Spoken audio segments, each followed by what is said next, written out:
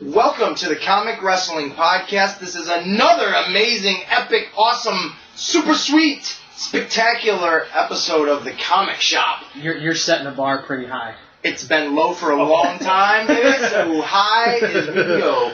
Comic Shop. And what are we talking about today, ladies and gentlemen? Mostly gentlemen, no ladies at all. So it's all gentlemen? Michael Keaton. Michael fucking Keaton. Because you guys want to get nuts? Let's get nuts! That's what he says. He says that. We actually, I don't even know where I was going to go with that. There was something about the Lego movie I was going to say. I think this manifested from, like, the Lego movie and then the news of him coming back as possibly Bruce Wayne. That's really what the big talk was. But, yeah, we're going to talk about Michael Keaton most of, like, today. It's going to be kind of fun. We're going to watch Beetlejuice. As we do. Or Beetlegeist. Beetlegeist. Nothing. Anybody want a Zagnut? Yes. So, anybody want a Zagnut? So, yeah, we're going to be talking about Michael Keaton. Most of his movies, we haven't seen all of them. I've seen a good chunk of them. UIBDM'd. I did. BBD. IMDb, International Movie Database. Yeah. Look at that. I just go to Pornhub for all my... That works too. That does the same thing. Good. Well, on that note, before we kick off the kickoff, I got a little pregame kickoff. I have my notebook here as if I took any. Just fucking... Get rid of that! Where'd that land? Oh. Like that go. I mentioned... Was it the last episode we did? No, it was the last comic shop that we did. One of my close friends, Michael, had passed away. Michael Nahara. He's in my phone, and he will always be in my phone. And I'm gonna make like a dark joke right now. He's in. That might be him. He heard it. How dark does that get? So, but in my phone, most people are in there as a Batman villain. If it relates to who you are. You are not. You are always in my phone as the dragon. Like, wow. That's just how even since the day I met you. Well, you're in mine as Ace Williams, so. So, I mean, the dragon. But you are the Riddler. Oh, because really? I can't ever figure you the fuck out, dude. I swear to God, that's why you're in my phone as the Riddler. When I see that, I'm like, here we go. Time to figure this fucking mess out. Here's a riddle. Yep. But he is in my phone as Mr. Freeze. Because that is his favorite villain because of the atrocity known as Batman and Robin. Yep. And he always used to just make the puns that, "Nice to meet you. Time to chill. Time to chill. It's going to be a long winter." Like he used to, when we went to Boston, he said all that shit. So in my phone, he is cryogenically frozen as Mr. Freeze. But yesterday went to family event to honor his memory and raise some money, and I think they raised about like $2,000, which is cool. I donated a little bit of money, and I got a shirt. Either way, I would have gotten a shirt without donating the money because it's family. But it's back there. It's got the San Diego Chargers logo on it. Mexi was his nickname. I got these wristbands that I'm going to keep forever. I'm going to wear one along with my brother for life, Toddy. But today is his birthday. And I would like to say happy birthday to Mike. Here is his, obviously it's inactive now, but that is his gamer tag. I can't even remember what the fuck it says right now. I never got to play online games with him at all. I never got to experience that side of him. But happy birthday and I love you, buddy. On that note, there was some... Oh, movies! Uh-oh. Movies! This is the comic shop, and this is the movie box. This is not gonna be the thing. You're just full of surprises. Well. Full of something. It's the Chris Gore... Yes! TV Tuesday! That's why you're my buddy. Oh, Chris Gore. I wish he would, like, come on. I don't know what he's up to. He's still doing it. He's still doing shit like this. I saw him on some online, like, web series doing, like, movies and stuff. So, Chris Gore. He's the reason I like doing this. Like, We like Chris Gore. Chris Gore, he was the shit. No one knows who Chris Gore is. Mark and I, not together, but in different times in our life, watched the channel G4, Attack of the Show, pre-Olivia Munn, like way back. Kevin Pereira, the OG of that shit. I started watching it when Olivia was on it. No, but like I watched it like way before she was on. When they were Screensavers, that was the name of their show. They were I called never saw it Screensavers. then. But I know about it. But okay, yeah. So Chris Gore would come on every Tuesday, and for what, like 5 minutes? He'd get 5 minutes to talk about the hottest movies that were out. No, it was like a minute maybe. Was it a minute? Yeah, because he would do it really fast. He would do it fast, like quick. Yeah. He would come out with like a stack of movies like this, and be like, so this is what's out today. This movie does this, boom, and like he was the Billy couple of Mays of the summary, promoting movies, and he called it DVD Tuesday because he did it on a Tuesday, and then at the end he would have like his personal pick that would be like a collector's edition, ultra high def, came with a lightsaber, original George Lucas copy, Star Wars DVD or something like that. He was right on. He was dead on. He was great. He was great. And he was kind of the spirit animal of this. But these are some new movies that I have purchased in the last couple of weeks that I have not been able to talk about and or promote. I don't know. We're not getting paid, so fuck these bitches. But the ones I just got, I got for my daughter, and I will talk about them. First off is I have not watched it. Disney Pixar's Coco! And no, that's not Coco from Foster's Home for Imaginary Friends, for those who did watch that, which I do. I do watch that. I watched Coco. Is it any good? It's good. Have you seen this? Nope. No? This is okay? It's fun, yeah. Yeah? It's fun family Musical, film. mostly musical? Yeah. Did you ever see the movie The Book of Life? No. I like that quite a bit. It's got the dude that played Cassian. Right? Was that his name? Yeah. Cassian from Rogue One? Oh. I don't know who the chick is, but I just know his voice.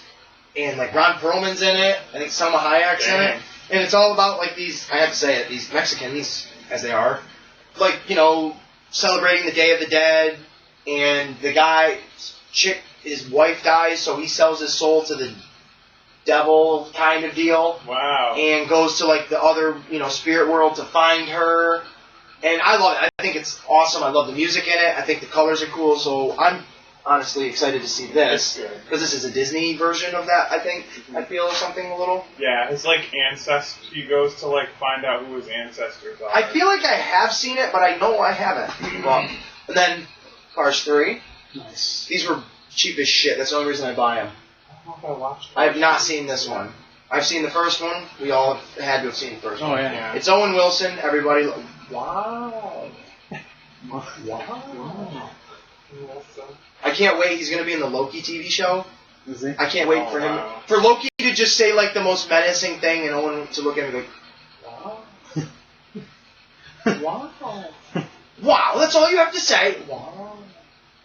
But I have not seen this one. This looks like it goes back to the roots of being a race car movie, where the second one was a spy movie, and I thought that was kind of dumb. I think Lightning steps away from the racing and becomes like a coach? But he becomes like the new Hudson Hornet? I think he gets in like a bad crash. Oh, and has to retire. Yeah. And then, because I like to fund your pension, you know this. Not one, not two, but three. Oh, the Rambo's nice. $5 each on Blu-ray at Walmart. Go there now, get them.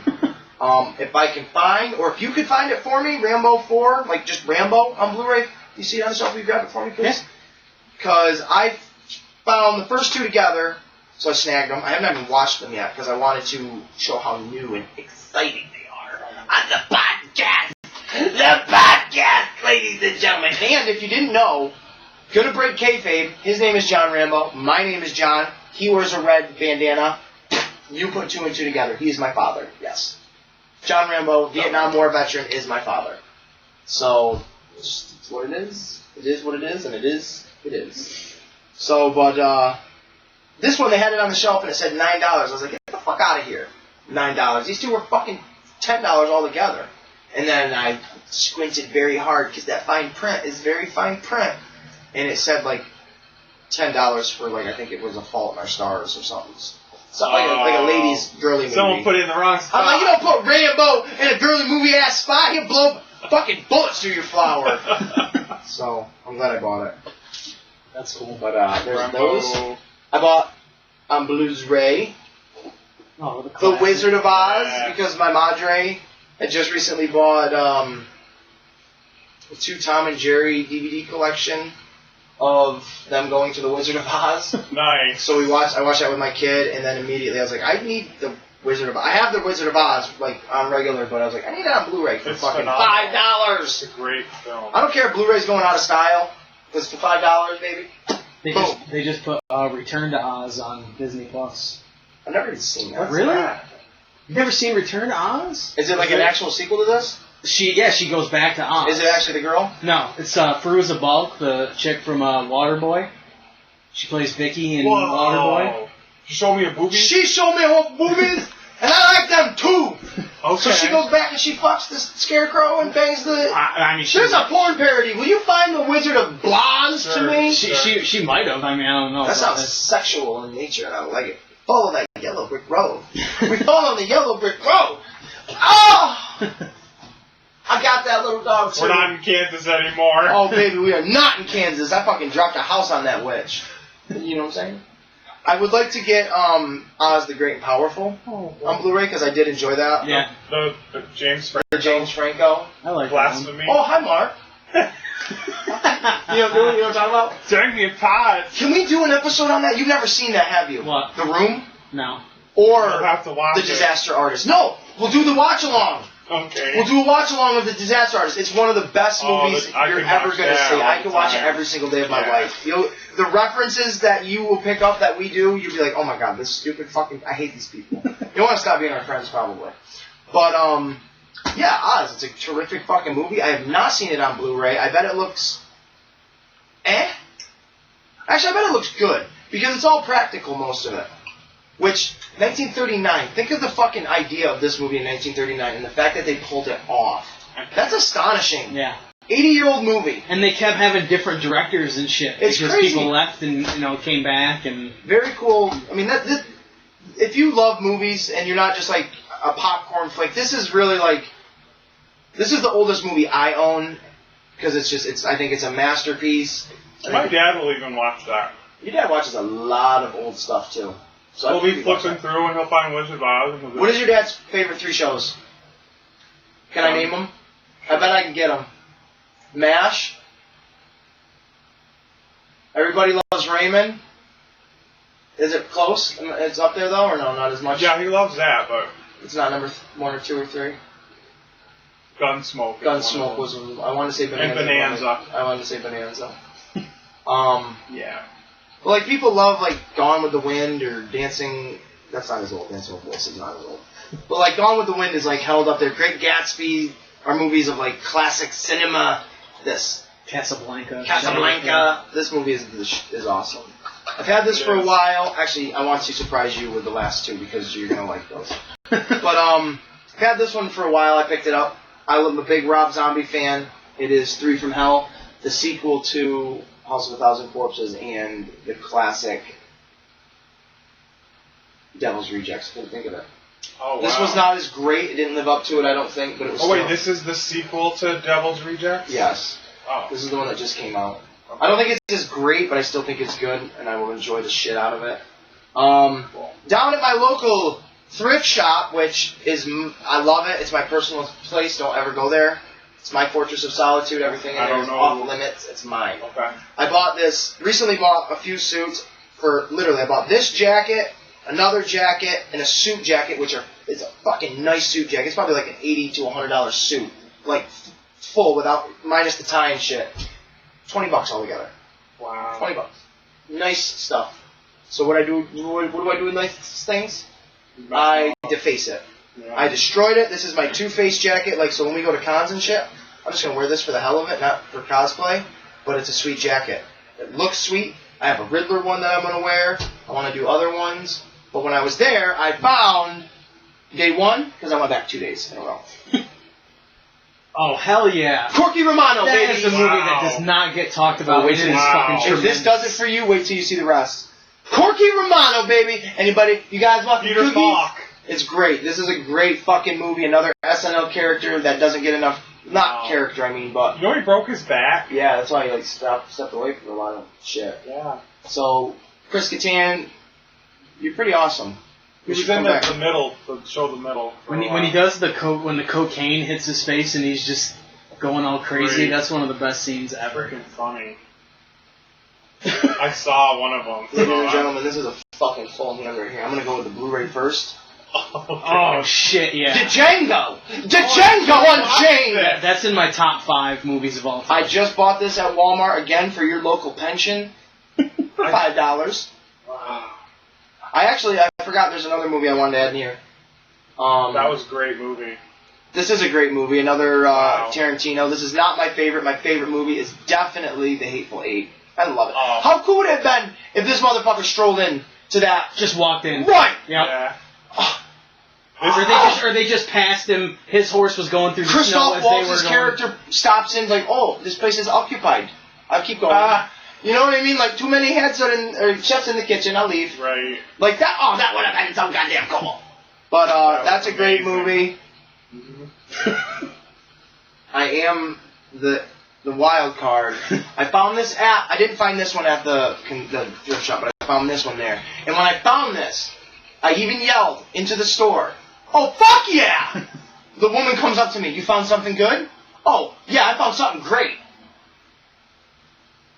Ha ha! The ladies' man. Hey, sweet thing, can I buy you a fish sandwich? It's the ladies' man, baby. That's so. Oh my god, that's so. I had never seen this movie up until you let me borrow it a handful of years ago, and I've always been on like. It's never been like when I go out to like FYE or something. Make sure you find that movie. Right. But it's always been like, oh shit, keep your eye out. Oh, it's and the there it houseboat was. guy. I hate the houseboat guy.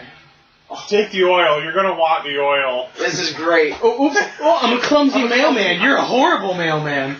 It's great. If you've never seen this, this is an actual SNL character, the ladies' man, Tim Meadows, the most famous black man that you don't know the name of. Yep. He's in everything and anything. He is so goddamn good. He is. You want to say underrated? Underrated. This motherfucker's underrated. Yeah. Like hardcore. Yeah. I add this to my SNL. I have a huge. That whole fucking stack of movies over there are like basically SNL movies, shows, the actors that have been spawned from said movies. So I'm so thrilled to be able to add. The next one I need to find Coneheads. That's the other one that I need. I think the only way you can get that is like in a collection with other movies, Yes. like Superstar and Superstar's another one I forget about. That wasn't one of my favorites as a kid, but I yes. love Superstar. Molly Shannon was okay as me, or she was okay as me in a movie that you've never seen. But no, she was okay to me as a kid. I liked her honestly. Like she was, I always felt, and I don't feel that way now. I 100% don't feel this way now. But I always felt as a kid when she was doing skits on SNL, she was trying too hard. She was trying harder than the guys to be noticed, which I get, because back in the day you did. You honestly did. especially with the cast that she was For real, yeah. So as I've gotten older and I've had a better understanding of this, I put that ignorant, childish thought process aside, and I do love her. I adore Molly Shannon. What's the movie where she's in? There's a race going on. And she's at like a Daytona, and she's like grabbing the right. She's the drunk. Yeah. And she's like, oh. She's the drunk, like eccentric, not eccentric. Feels drunk. Yeah, the only thing about these races is the vibration. Yeah. See, I haven't seen Superstar in a long time, so I have to see it. But I like her when she's got those cameos like that. Uh-huh. Like when she was in.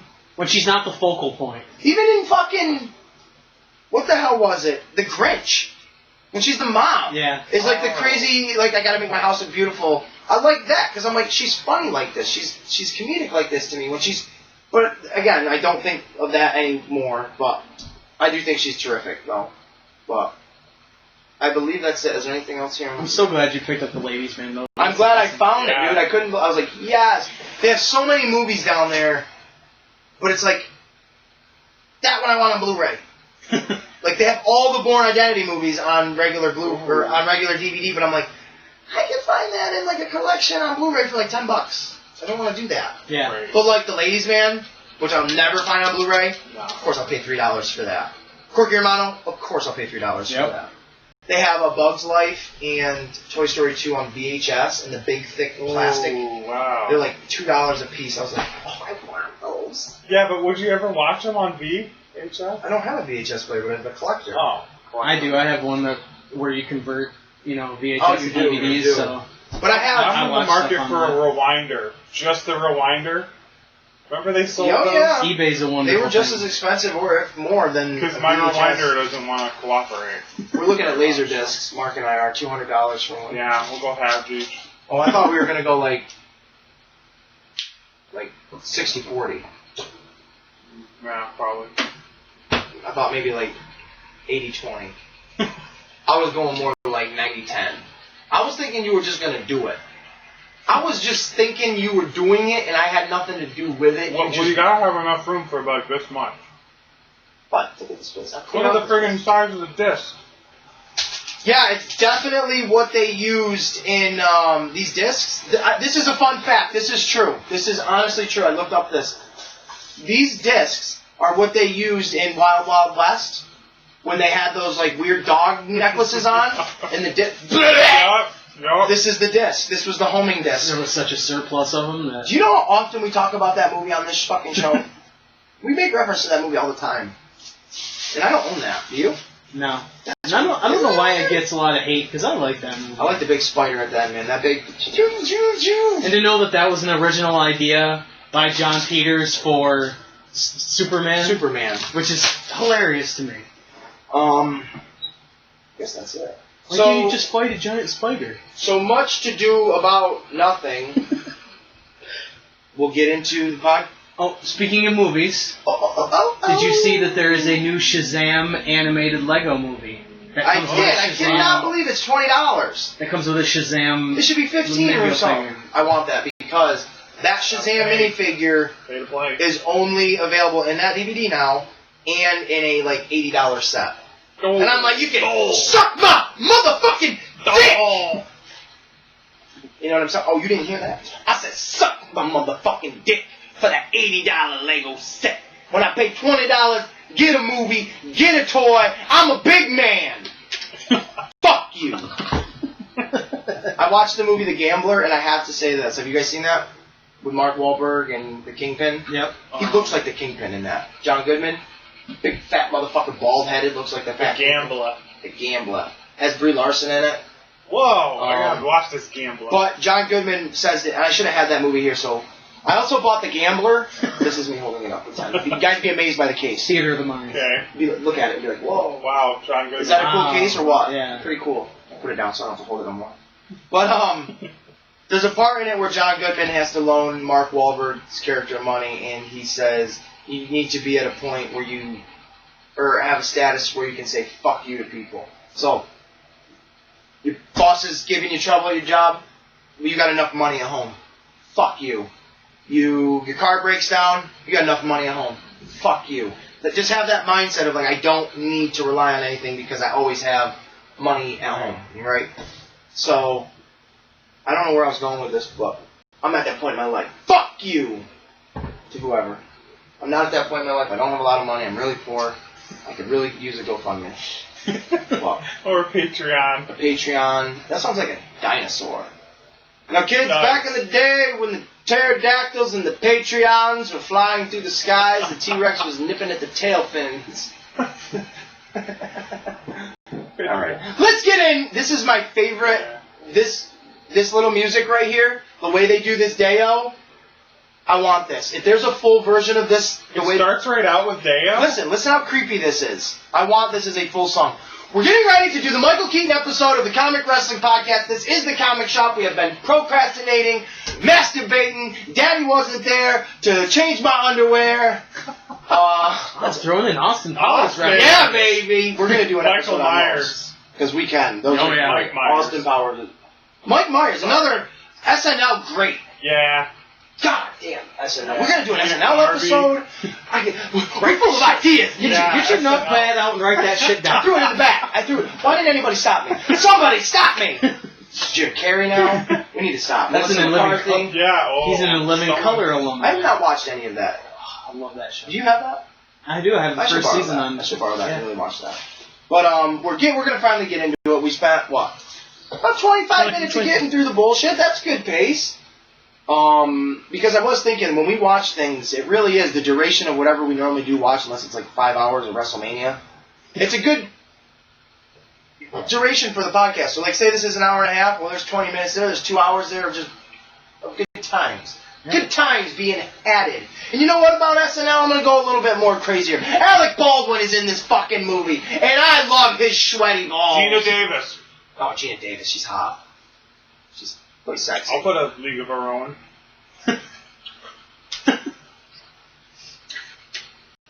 Yo, dude, I would definitely mutate a fly for her. Is that a thing? Should I have said that one? Earth Girls Are Easy? Jim Carrey's in that. Damon Wayans is in that. What else are they in together? In Living Color. Oh, damn! We fucking making circles in this bitch! It's a connection! 6 degrees of separation. Oh, my God! I love how we just can all do that. Gina Davis, The Fly, they're in that movie together. Earth Girls Are Easy. Oh, my God. Conspiracy theories. This is crazy. I can't take it anymore. I just filled the cup. Gina Davis was one of my crushes. Smoking. One of my crushes. She was definitely hot. Yeah. I haven't seen her in anything ever. I always thought Gina Davis and Sigourney Weaver were the same person when I was like very, very little. Yeah. And I honestly, this is not a bullshit making this up to sound funny. This is just my mindset even as a kid. I always used to think when I would see, because I watched The Fly a lot. I really did watch that movie a lot. I like Cronenberg. Rick and Morty, when they do the Cronenberg world and they mutate and shit, when they call that Cronenberg, that is the guy's last name that did the movie The Fly. He created that idea of not time travel, but particle separation to travel to different, in the same time period, but travel to different spots. Like have a teleporter here, teleporter there. He's the guy that kind of basically came up with that. And The Fly is that movie. And so when they do Rick and Morty, Cronenberg world, that's what that is. Huh. So, and I really like The Fly a lot. So whatever we were just talking about, Gina Davis. I had a brain fart. Oh yeah, so I used to think, I'm like, why is she like hot in this movie? But when I watch Ghostbusters, she's kind of like, eh.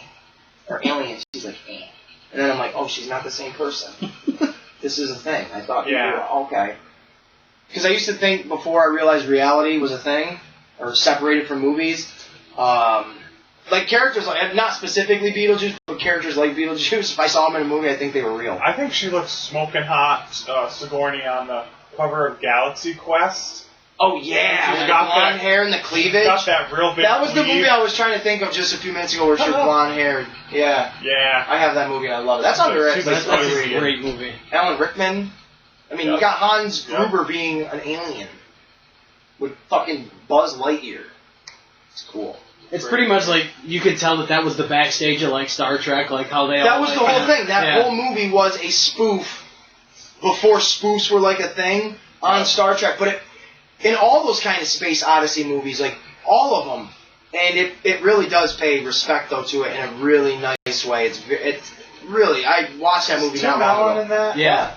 He was the Shatner kind of character, yeah. Oh, absolutely. okay. Yep. I thought that movie was great. I really did enjoy it. But now that we've been rambling, but listen to this, you guys. Listen to this, because I love the creepy tone of this. We're watching Beetlejuice, you bitches. I actually have this song. Right here.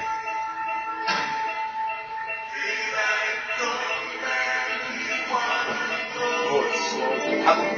I like how it transitions into that fucking Danny Elfman music. It was like slow, super slow. I love it. I think it sounds so great. Dang. If you don't like this movie, I know you're not a huge like Tim Burton. Oh, I love this movie. Well, you're not like the biggest. Well, I only say that because I know you don't really like Nightmare. Imagine going to the theaters though to see this. I wish. You have no idea what the fuck you're getting into. Listen to this. There was a sequel for this. I don't care if we get sued for this. Fuck that. The sound's gonna be on. What are you gonna take from me? My blue light correction? But there was going to be a second one. Beetlejuice Goes to Hawaii. Oh wow. Why? Why wouldn't you just leave him in the attic? Leave him in the fucking attic for another family to find, and Lydia's just living with him. Right. But, we're going to talk about this movie and a bunch of other movies in pretty good detail. There his name is right there, Michael Keaton as Beetlejuice. When I went to Boston Comic Con last year, they had a cool picture booth with a guy dressed up as Beetlejuice and a chick dressed up as Lydia. And I have a bunch of pictures on my phone, but this is the one they printed out. I don't know if you've ever seen that. I thought it looked pretty alright on the spot. They have the Book of the Dead. Wow. I think I sent, maybe I didn't, but I have a picture with these two standing behind me and I'm holding a giant Zagnut bar. Which is cool. That's awesome. So, there's that. I always was freaked out in this when they take their heads And they stretched it? Yeah, I was when very young. I was like... Yeah, I was very young when I saw this movie. But now I'm fine. I don't even know the year this movie came out. Someone want to Google this? I'm going to guess and I'm going to say 80. I'm going 88. No. Ghostbusters was 83. This movie came out way after Ghostbusters. 88. Yeah. Oh, okay. That's what I thought. This is just... we all are. I don't want to even keep just making myself sound exaggerated, but I really love movies. I love the detail and everything. Movies that are like this, like a Star Wars, like I was saying about Wizard of Oz, that came out in a time where it's where now everything is digital and it just looks like shit most of the time, where it's okay, I can tell this is fake, but I'm still buying it because this is just a cool movie. This is just awesome shit that they did practically. Yeah, that would be CGI. That would be in a studio, and they would have just did that whole... The whole opening would have been CGI. Yep. And, there she is, everybody, America's Sweetheart. I think she should have been America's Sweetheart before Julia Skank Roberts. You're never welcome on this show, Julia Roberts. No. Gina Davis, you are. Alec Baldwin. He looks so much different here. Pre-cocaine. Of course, he's so much younger. Pre-cocaine days, man. He even, swear to God, he even says shit like that on the Best of SNL DVDs with him. They have commentary, and he talks about, you can tell, because he's been an SNL host for the last 15 years, on and off, consistently. So he'll say throughout the video and shit, you'll look differently, be like, this is when I was really heavy into coke and all that shit. And his DVD is really awesome, his SNL. It really is. He's the only one out of all my fucking SNL DVDs that has a commentary on it. The only one. And I'm like, he is the man. I don't give a shit if he has a bad rep or what. He is the fucking man. That whole Baldwin family. I watched the Flintstones. Drink up, Billy. You're the weakest. Yeah.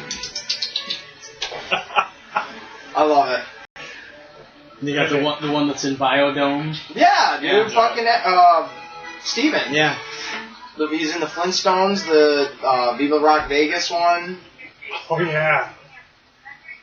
Oh, that's bad etiquette. Don't leave your fucking orange juice sitting out, babe. No. It needs to be bitter. It doesn't need to be sour. Put it back in the fridge. So Michael Keaton, the big reason we wanted to do Michael Keaton is probably my favorite actor of all time, because he's so versatile in so many different fucking things. But it's just cool to do a Michael Keaton one because he is in so many different things for comic books and movies that we can talk about. But the big rumor news is last week, the beginning of this past week, it was rumored, and it's most definitely probably going to happen, that he is returning as Bruce Wayne. I emphasize that. We'll get to that in a minute. Put an asterisk next to it so we don't forget. He's coming back as Bruce Wayne in the Flash movie, which excites the shit out of me. We'll go down theory lane in a minute. Excites the piss out of me because that is my Batman growing up, and if it's going to be Bruce Wayne, I'm imagining if it's a Flashpoint movie, it's going to be the Tim Burton's Michael Keaton's Batman, which is exciting as, or Bruce Wayne, I'll just keep saying it like that. Yeah. Bruce Wayne, which is exciting as all fuck. I'm going to ramble on about this hard So I don't want to sound like... As soon as I read that, I'm like, oh boy, well, John's world just got rocked. It really did. It really did. And I cannot watch videos on my phone right now. I got to get a new one because it's going to go out of... Actually, I probably don't have to get a new one because when mine stops working because I'm net 10 and they go too outdated, they send you one of the newer ones for free. That's cool. So... Wait, I'm waiting. Because now I can't get on YouTube. I can hardly do anything on Facebook. It keeps sending me messages. Your phone's outdated to do this. I can't watch porn anymore. That's frustrating because I've always been able to watch porn. Take away a man's porn and you'll see his true fucking colors. I swear to God. I'll swear to fucking God. My truest color is white. I'm just saying. True color is white. Just saying. On the inside, I'm a milky white. It's proven. What was I just saying? I'm sorry. I'm walking on a tangent and get brain fucking. You're talking about Michael Keaton reprising Bruce Wayne. Oh yeah, and like, I want you guys to kind of go on your tangent or your thoughts or your feelings on that because, like I said, I'm gonna go hard when I start talking about it because I have a lot of thoughts. So you guys share your thoughts as of now. I definitely think it's, like you've said, I think it's going to lead into a movie at some point, because how could it not, really? If you're going to bring him back for this and not do a movie afterwards, it makes no sense to me whatsoever. But I was thinking if they did do a movie, you could have, like you said, him be the old man Bruce Wayne, Yeah. and have Jim Gordon come up to him and say, look, I know you're Batman. I've always known you're Batman. I never cared until now. I know you're older, but we need you as Batman. And then have, not that the villains get the upper hand on him because he's older, but that they're still as diabolical, but they need, minions to help them out because they're older. And, I'm going to take what you got going right there and run with that. And then eventually he gets revealed as Batman because the villains think that the people will turn on him because he was Batman and Bruce Wayne and never revealed it. But actually the people rise up and help him defeat the villains. Okay. I like that because I definitely am all for him coming back as a Batman. My thing, first and foremost, them calling him Bruce Wayne in the Flashpoint movie is huge. Because they don't say he's going to return as Batman. So... All of the stories I have been reading, and I've always, you can go, this is even documented before this conversation right now on our podcast, on other episodes, I've always said, because of that, or even before that, they should do a Batman Beyond movie mixed with a Dark Knight Returns movie, where you have old man Batman or old man Bruce Wayne retiring or retired with a young Batman coming in under the new helm. Tearing. Right, exactly. So, Tim Burton did the first two Batman movies, which were phenomenal, but the second one was too dark, right? Parents boycotted it. Remember reading that about the toys in McDonald's? Yep. Yeah. At work? They had to get rid of, they wanted to dumb down the penguin ones and shit because they were too scary looking for kids. That's why they went with a new direction with Joel Schumacher, which we mentioned he passed away last week. Yeah. So now is the perfect time to make a dark, brooding Batman movie like these originals that people want, right? Tim Burton-esque. Tim Burton-esque. So, Tim Burton came back and did Dumbo. Yeah. Michael Keaton was in this. Danny DeVito was also in that. Yep. My thought for a Batman 3 movie, if you will, is this is how you have to build into it. If you're going to introduce Bruce Wayne in the Flash movie as Bruce Wayne, you're going to bridge the gap and say he exists. Like you said, you're not going to bring him back for a one-off, for a cameo. That's just right. That's just dumb. Why would you use that property and not do something else? Exactly. I don't think he's going to be Batman in that movie. Maybe he will. Maybe that's how he runs into him. But I don't think he will be. I think he will be a retired Batman because Michael Keaton right now is 68. Retired Batman in the Dark Knight movie is 72. By the time that movie, solo Batman movie comes out, hypothetically if it's a thing, he'll be in his early 70s. Perfect time and then I'll get into the next part. So, he'll make a cameo in that as Bruce Wayne, get people going, get people excited. Already has, really. Right, already has. Started something. Then, because a lot of the stories are saying that Michael Keaton's role in the DCEU is going to be of the Nick Fury role. He's going to be recruiting. Oh, wow. Which, I don't know for a fact if that's what I want, but I want him as, like, the pioneer. If he's, like, the Batman of their Justice League, I guess. Yeah. But I'm not going to get super into that because I don't really have too many theories on that because I don't like that idea. Because I want to just stick Batman solo pretty much. So he is retired. Now, did you watch the Dark Knight Returns cartoon movies? I thought you borrowed those, right? I've seen the first one. I haven't made it. Okay, Bruce Wayne is in his 70s. Commissioner Gordon is retired. There's a new commissioner, so Batman... Well, Bruce Wayne, like I said, he is retired. Almost all of his villains are dead or just gone. There is no Terry McGinnis in this world. It's just... Right. If Batman's life was coming to an end kind of deal, there would be no send-off. There would be no next in line. It's just that's the end of the lineage. I don't even think he's fighting crime. He's he is. Locked up in his... Well, he is in the asylum, and then Two-Face is been in rehab for like years, decades, and comes out of rehab. This is not my story. This is so I can give you a quick synopsis of where I'm going with this. Two-Face is healed. His face is all covered in bandages. He gives Batman a run for his money for a good half. Well, Bruce Wayne comes out of retirement when he sees, all right, there's this asshole's back. I got to stop him. He's an old man, but he's still a badass. Beats the shit out of Two-Face, ends up stopping him, and then that's when the mutant leader. Yep. The mutant leader comes in. He's a new era big bad guy. He's got like spikes for nipples, like just that generation's basically punks, gangsters, thugs, like a futuristic looking gang. You know the dude from Star Trek that had the visor? They all wear those. Yeah. They all talk in slang like, "Ooh, I'm gonna slice you up good, daddy." Like the one that fights Selena Kyle in Gotham. Yes. The big dude. Yes, that's mutant leader. That's exactly who that is. Oh wow. That's the mutant leader. That's exactly. I got a reference. Holy shit! That's exactly who he is. When I saw him, I was like, oh fuck, that's the mutant leader. Cool. Even though they introduce him in that, he is not a character early in Batman's life at all. Way later, at the end of the career. They even put him in the Lego Batman movie. Yep. He was a Lego character in that, which I thought, that's cool as fuck. I have his action figure. I don't buy many, like, legit action figures anymore, but I have the Mutant Leader action figure from the Dark Knight Returns movie, because I thought he was dope.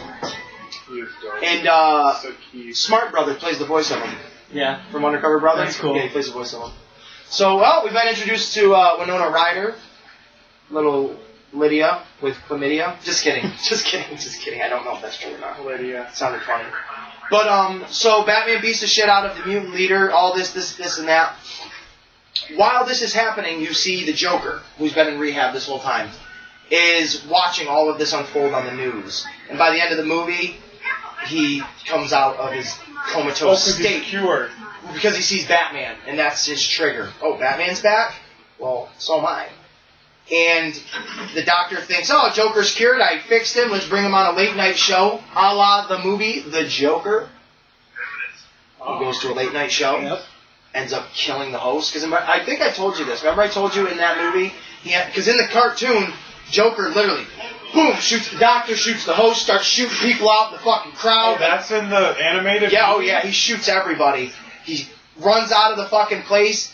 Batman has his run-in with former Commissioner Gordon, and he's basically like, I can't help you anymore. He ends up dying. Gordon dies. So now it's just Batman, this young, like, little girl that gets beat up by the mutant gang. Batman saves her. She becomes, like, the new Robin. But she's very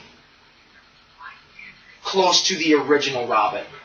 Like the Dick Grayson. She's very acrobatic. She's very, very much so like him. Batman has to go stop the Joker, who's back after like 20 years of being in isolation.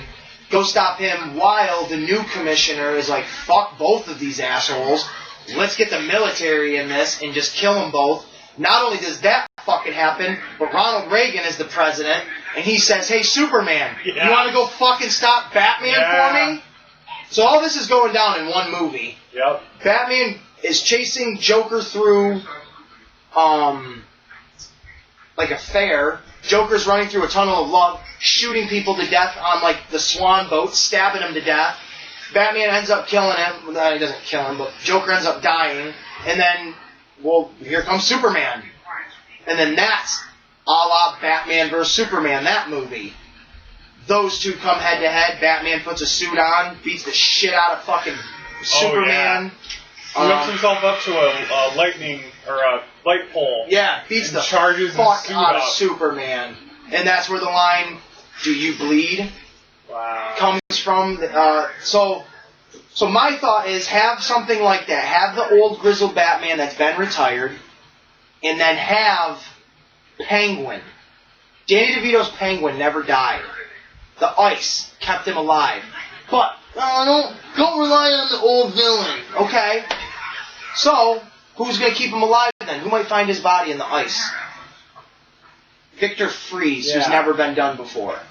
A young, modern Victor Fries finds this Penguin who he has an obsession with keeping people frozen because of his wife, has kept the Penguin frozen.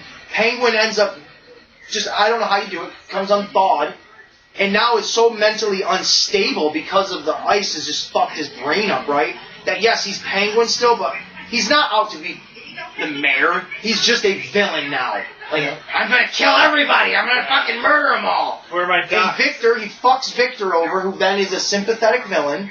Because you're like, oh, he was just trying to figure out how to save his wife. Like, he didn't really. Now you've got a new villain you've never done before. Yes, you did Victor Fries, but Schwarzenegger's Freeze. Yeah. But you've never done it in the Tim Burton-esque feel.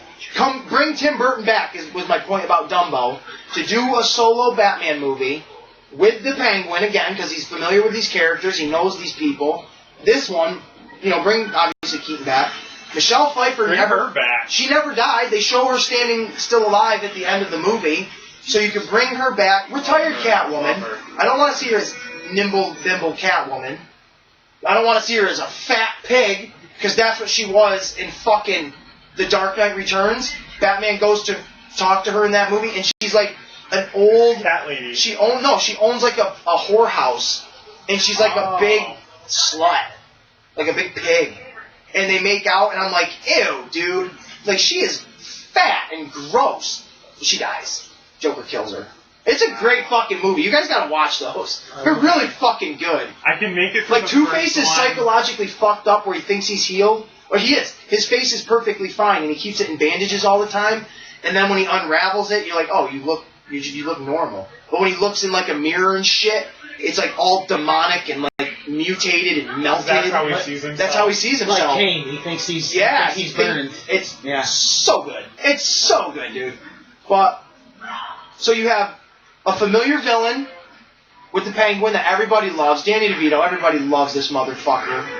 You can bring Catwoman back in just as like a love interest, just reoccurring character. Bring Kim Basinger's character back as Vicky Vale. Robert Wool, is that his name? Yep. Bring him back because he was in the crossover in the CW TV show as the same. What was he? News reporter. Yeah, reporter. He was in that, so he could reprise his character, and then you can have Batman come out of retirement to stop this. Now, this is fucking totally bullshit. This will never happen, but please go with me, guys. Entertain me. Then you see, at the end of the movie, at the end of Batman's solo movie, right? You see Jack Nicholson sitting there in a fucking psych ward. Out of retirement. As, like, the Joker still, but he's just, like, comatose. Just totally fucking not with it. Oh, wow. He sees on the news, and Commissioner Gordon's dead, because I don't want Commissioner Gordon. I just want to see it Batman on his own. That's why he goes to Catwoman, because he needs people, older allies. Alfred's dead. Bring Chris O'Donnell back. Have him be Robin, even though it wasn't his Robin. but just have that be there. Because Chris O'Donnell was seriously the best parts of those movies. Yeah, he was the best parts of those movies. We'll give a big shout out to Robin. To be him. He was awesome. Yeah. You wanted to be Robin. Yeah. I don't give a fuck what anybody says. You wanted to be Robin as a kid. Cool. At least I did. I thought he was really cool. Yeah, you wanted to be the badass. Because being a kid, he was my favorite, and I did not like... I hated George Clooney as Batman, but I didn't like Val Kilmer as it, because I didn't like the model-esque, pouty... That's the car, right? Chicks love the car. I didn't like that. I didn't dig that. I like this, I can relate to this, because when he snaps on the Joker, like, you nuts? You want to get nuts? It's like, I would say that to a psychotic person, too. Make them question reality themselves. But then, as Bruce Wayne, he feels awkward. Like that kid that he grew up doesn't without know parents. how to do it, right? Yeah. But not in a bad way, right? We're not saying, like, he didn't know how to act it. He acted it perfect. He just didn't... He was that isolated, awkward. Like, even when he, like, meets Vicky and the other reporter, and they're looking at, like, his collection of suits... I felt like them, like, oh, you're the billionaire guy? You don't feel like that guy at all. You feel like just a normal stranger guy. I like that. Yeah. I don't want to say it like that, but like when Val Kilmer goes into, and I guess it makes sense, but I didn't like how it was done. When he goes into, Val Kilmer's Batman, or Bruce Wayne goes into, Wayne Industries, and he meets Edward Nygma for the first time, and everybody's gawking, like, oh, Bruce Wayne! I don't like that. Yeah. Like, I want it to be like, oh shit, there's the boss.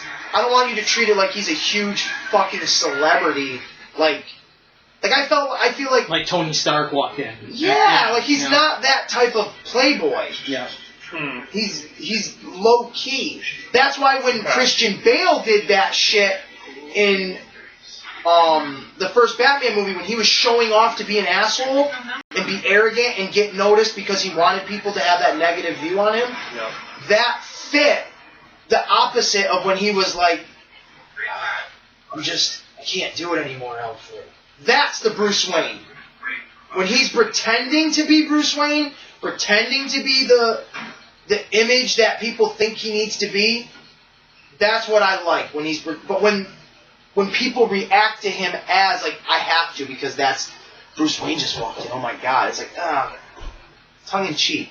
But the Christian Bale Batman and Bruce Wayne, I think he nailed it. I think he's really one of the best, but this is mine. Like, he's my version. Like, this is Michael Keaton's 89 Batman right there, so... Now, was this the first Batman you saw? No.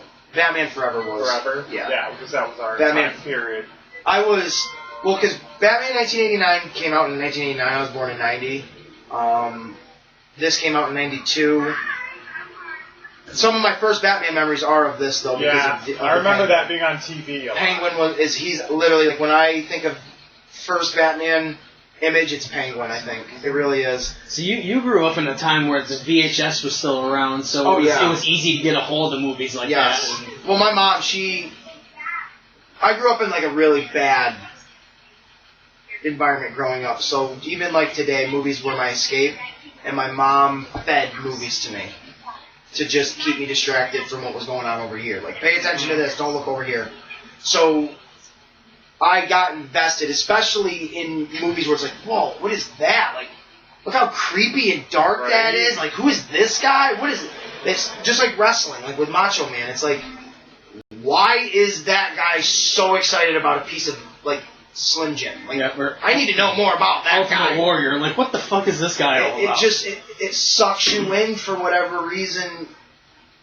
Yeah, for whatever reason. But Batman Forever, because I was 5, and that movie came out in 95, and that was like the shit. That was a big deal, dude. McDonald's had all the glasses. Sue gave you and I the glasses. I remember having them.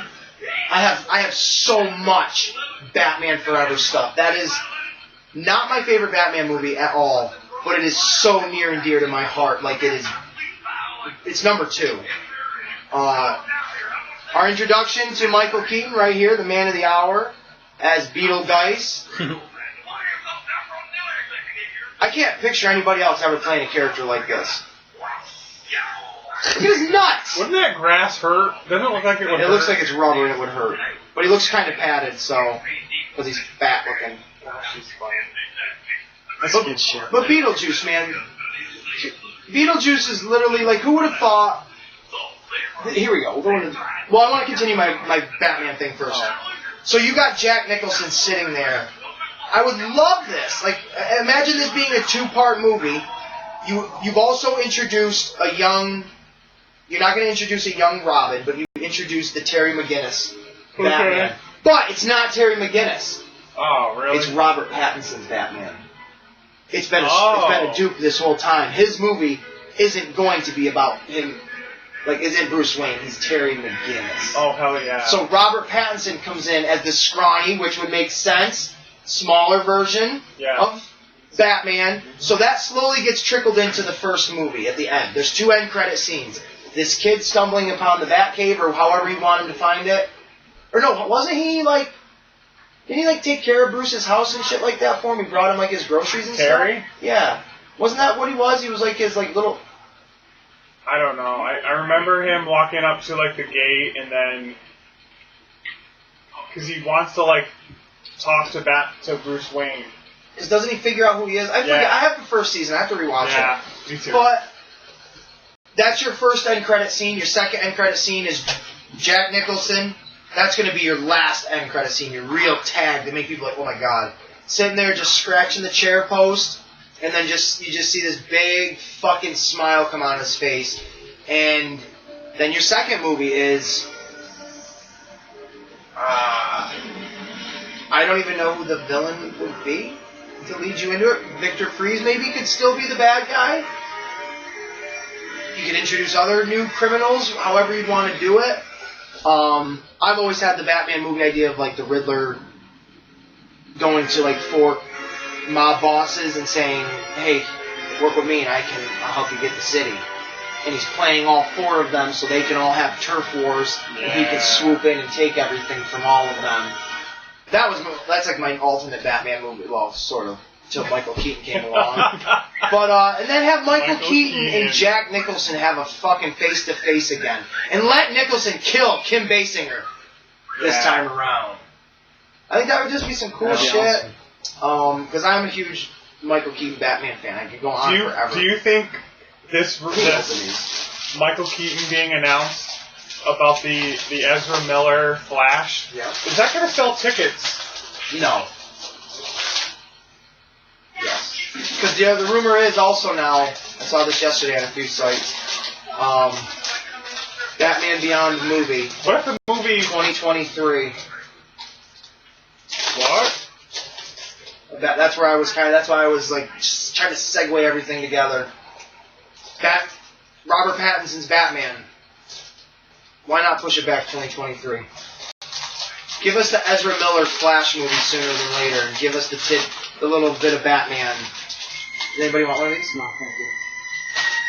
They're okay. Well, that's my thought. Anybody else have any thoughts? Nick? Hey, I gave you my thoughts. What? You're talking about Lego Dimensions? These guys. You choked on a chicken bone. How do you even get a chicken bone that big in your throat? So in the Lego Dimension game, you can sit on the couch. Right, you can go to the Beetlejuice world. That's Very cool. But, that's awesome. like, who would have thought this guy here, Mr. Mom, yes, I do own this movie, that Mr. Mom, of all people, would have become Batman, would be this guy, Beetlejuice, other crazy characters, but I mean, this movie is just a trip. Like, look at that bitch. What? How did you die? I want to know how you died. Why are you blue with pink hair? Miss America. I'm going to assume, right, she was in some kind of beauty pageant, the pink hair and the pink outfit go together, and the reason she's blue is she died from oxygen deprivation. But that doesn't answer why he's pink. Right. So I don't know. I'm really going to shut up now because I don't know. These monsters freaked me out when I was... The little headless one freaked me out. Oh, the shrunken head Yeah, guy. that bothered me as a kid. I love this. It is a really well done movie. It just it hits on all levels with the visuals and just the craziness of it. And Tim Burton's. I have a lot of his movies. I really like the stuff he comes up with. He's great. He's probably my favorite director. Like, well, Sam Raimi, and then what's the number one movie you think of when you hear Tim Burton? Nightmare Before Christmas. Yeah, same. That's the first It's movie. great. And it's not because none of the other ones are as good. It's just that's just so iconic. Yes. Like, I know you're not a fan of it, but if you are a fan of it, it's For Edward Scissorhands or... Edward Scissorhands is not the first one that comes to my mind because I always kind of forget about that one. And it is so... It stands up. Because he did Frankenweenie. Oh, that guy creeps me out. Yeah, he was gross. He did Frankenweenie. Yep. What are Tim Burton ones? Both Batman movies.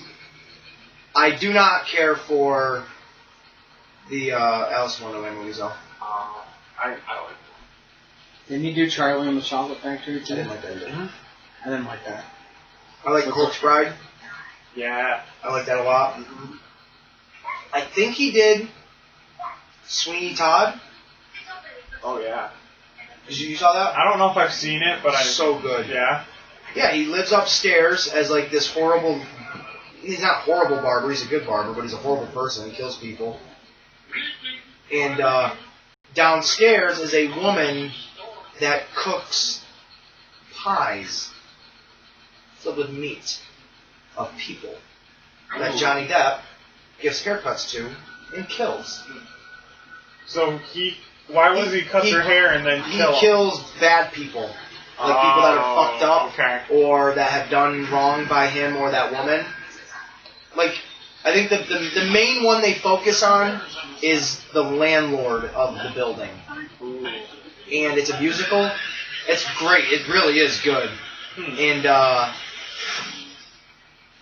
he's trying to evict them both or something, and he ends up going to get like a haircut, and like as they're singing and stuff, like Johnny Depp like slits his throat, and then like you see him like kind of like cutting up the body. Maybe not. I can't remember exactly if it's that graphic or not.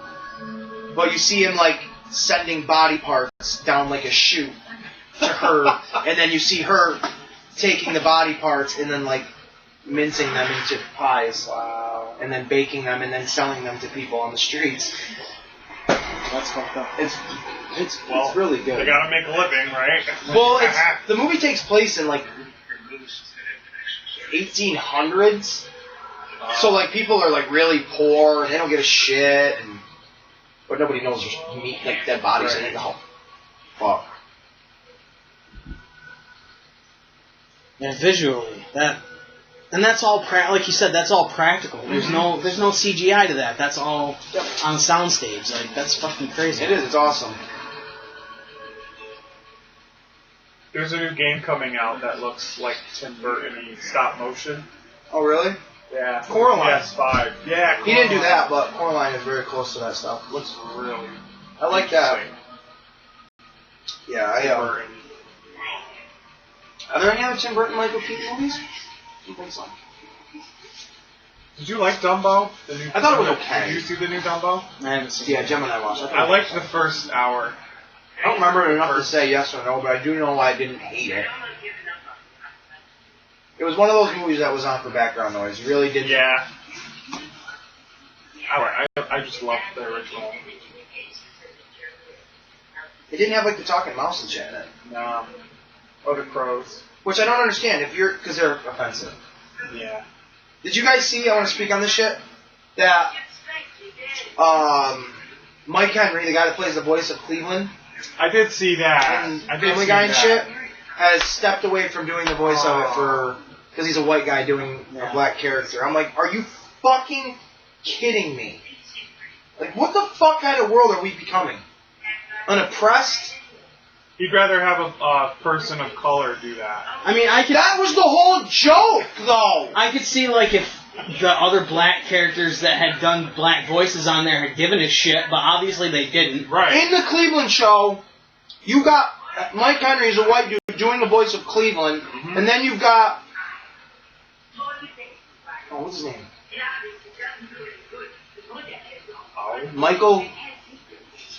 Michael Richardson, I think that's his name. Big black dude, big heavyset black dude. Oh, yeah. Doing the voice of the white redneck. Like, yeah. I find it completely idiotic. Like, absolutely stupid. The one that does Rollo and He does Cleveland Jr.? No, Cleveland Jr. is done by the black guy that does the white voice. Yeah. Okay. And Rollo is done by Mike Henry. Oh, wow. He's talented. He's doing it, and I'm not judging the guy, he's doing it before he gets got. Yeah. You know what I mean? Yeah. Somebody's going to jump on Yeah. it. Uh-huh. It's just, I think it's so stupid because Cleveland Show is absolutely one of my favorite cartoons in the whole fucking world. I need to get seasons 3 and 4. I really, really love the Cleveland Show. I think it's better than Family Guy. I think it's better than American Dad. Because it's all satire on the fact of, like, racism. Mm-hmm. It's making fun of the shit you should be able to laugh at, but you can't because you're an asshole if you do. And you need to be able to laugh at the shit that you shouldn't laugh at so you don't get offended by that shit when it's right there in your face. You have to basically, in my opinion, I could be wrong, desensitize yourself. I'm not saying get used to racism, but You can't act if you like it's can not find... there. I find humor in everything, so I have to say it like this. If you can find humor in things that in a serious time you shouldn't laugh at, but outside of that, you can find humor in that, and you can use that next time shit gets serious and be like, well, okay. Like, I know we don't all agree on this.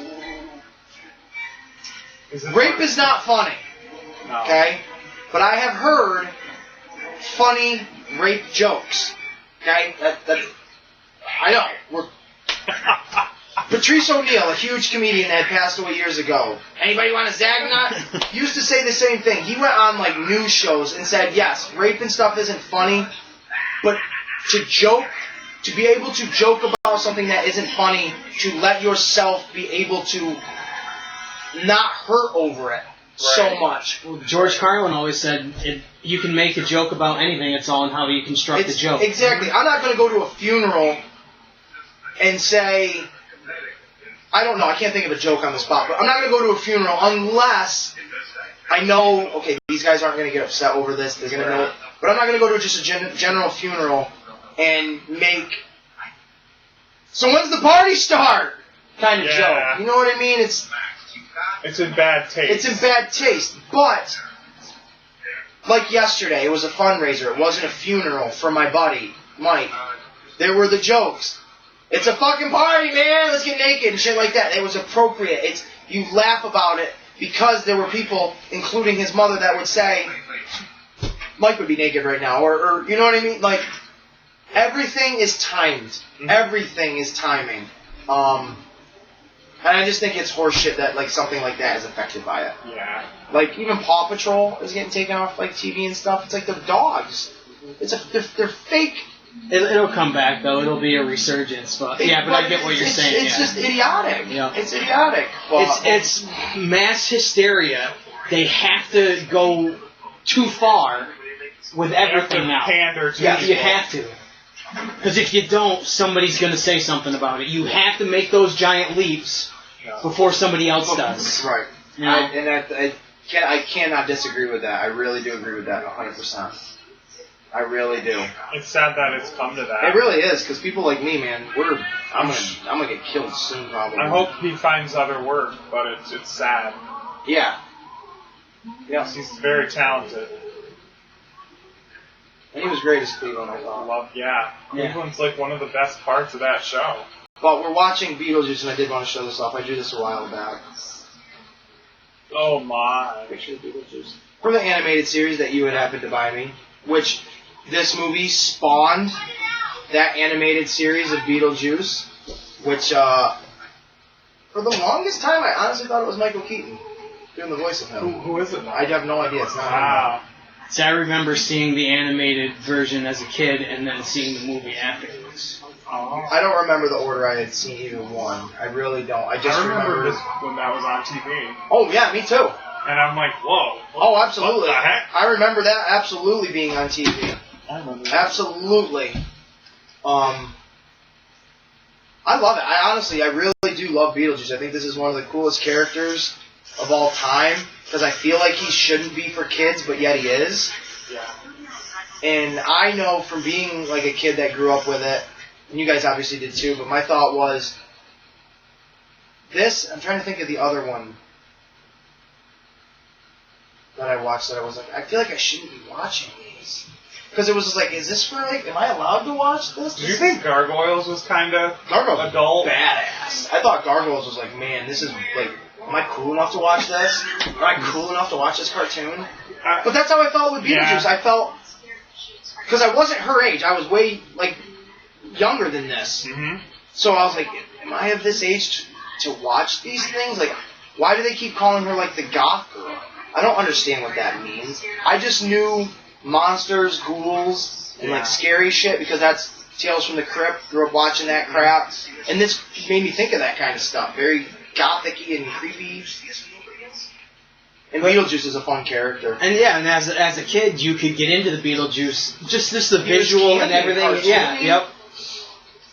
Like there's adult jokes, but as a kid, you can appreciate. Oh yeah, the whole movie. like when he goes to the whorehouse.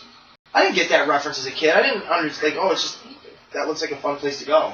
But now as I'm an adult, it's like, oh, he's going there to fuck those chicks. Do you guys find that a lot of movies you watched as kids has Yes. very inappropriate They things definitely in have them? adult-toned themes, too. Well, that's Like, like, as a kid, you could watch Howard the Duck and laugh at the scenes with Howard, Yep. and then as an adult, you're like, he wants to fuck Leah Thompson. right, like you there's know? duck tits. In the beginning of it. He has a duck condom. They made tits that look like a different duck had titties. Yeah. Exactly. I think he's reading a Doctor Strange Marvel comic in the beginning. He's reading something Marvel in the beginning of that movie. But yeah, he wants to bang. And then when she kisses him, his little feathers go up. Yeah. Hey, you boner! And then Tim Robbins comes in, and he's all hot for Trot, like, they're gonna fuck. I want to watch that. They do end up mating, don't they? I don't think so. No. Probably. That was just a fantasy or something. I wish I could have, like, when I could have met her, would have asked her, like, did you fuck that duck? Did you fuck that duck? Because I'm pretty sure Once you go duck, you're getting shit out of luck. That's basically what he says in Guardians. Really? Yeah, I think it's the second one. He's like, once you've had duck, you've run out of luck. Oh, It's like, wait a yeah. minute, what does that mean? That doesn't sound good. No. It's like, I get the saying, once you've had black, you don't go back. Like, oh, Yeah. okay, so you're going to stick with the black dick. But, like, once you've had duck, you've run out of luck. What, do I have AIDS now? You have Like duck AIDS? You got duck itch. Oh, boy. The duck itch.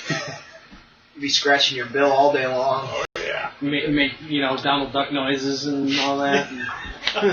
Start spitting everywhere and you're not even talking. Where did we just go with this Yeah, I don't conversation? know. Here we go, fucking Dennis Mitchell's mother. Kevin McAllister's. Yeah, who's Dennis Mitchell? That's what I was going with.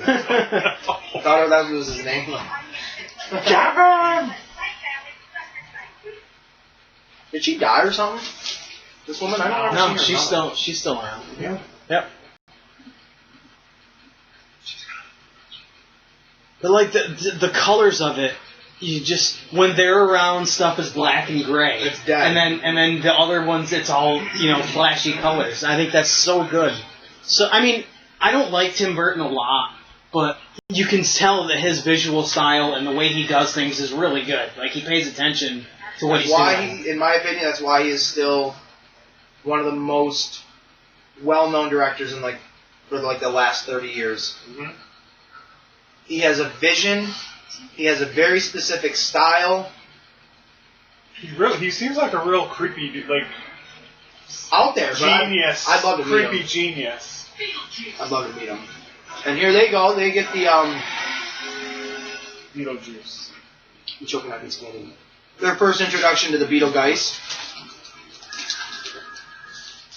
It's a pretty awesome movie. I wish we Other, had a poster of that. other Michael Keaton flicks I'd like to kind of associate with. I know there is one with him and Adam Driver, the dude that played Kylo Ren. Assassins. Yeah, that was on the IMDb. I never saw it. Alright, I had it here. Oh, American Assassin. American Assassin. Never saw it. But there's that movie. And then, any good? I don't know, never saw it. I'm asking. I don't know. I was just. I took like a screenshot of like some of his IMDb and some of the movies he's been in. But quick one that he was in. He's the bad guy in the 2014-15 RoboCop reboot, which this movie was stacked with actors. Yeah. Joel Kinnaman, Rick Flag from Suicide Squad. Yeah.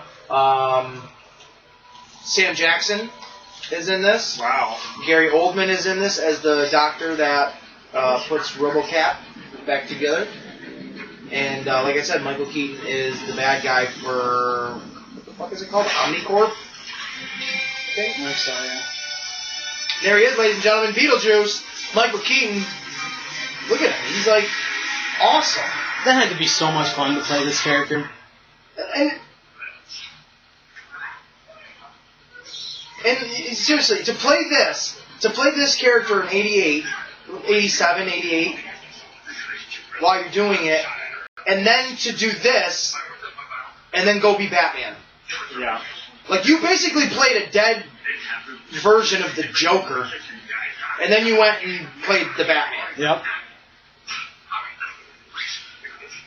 I love the sound effects, like it's a cartoon. Yeah. Hold this.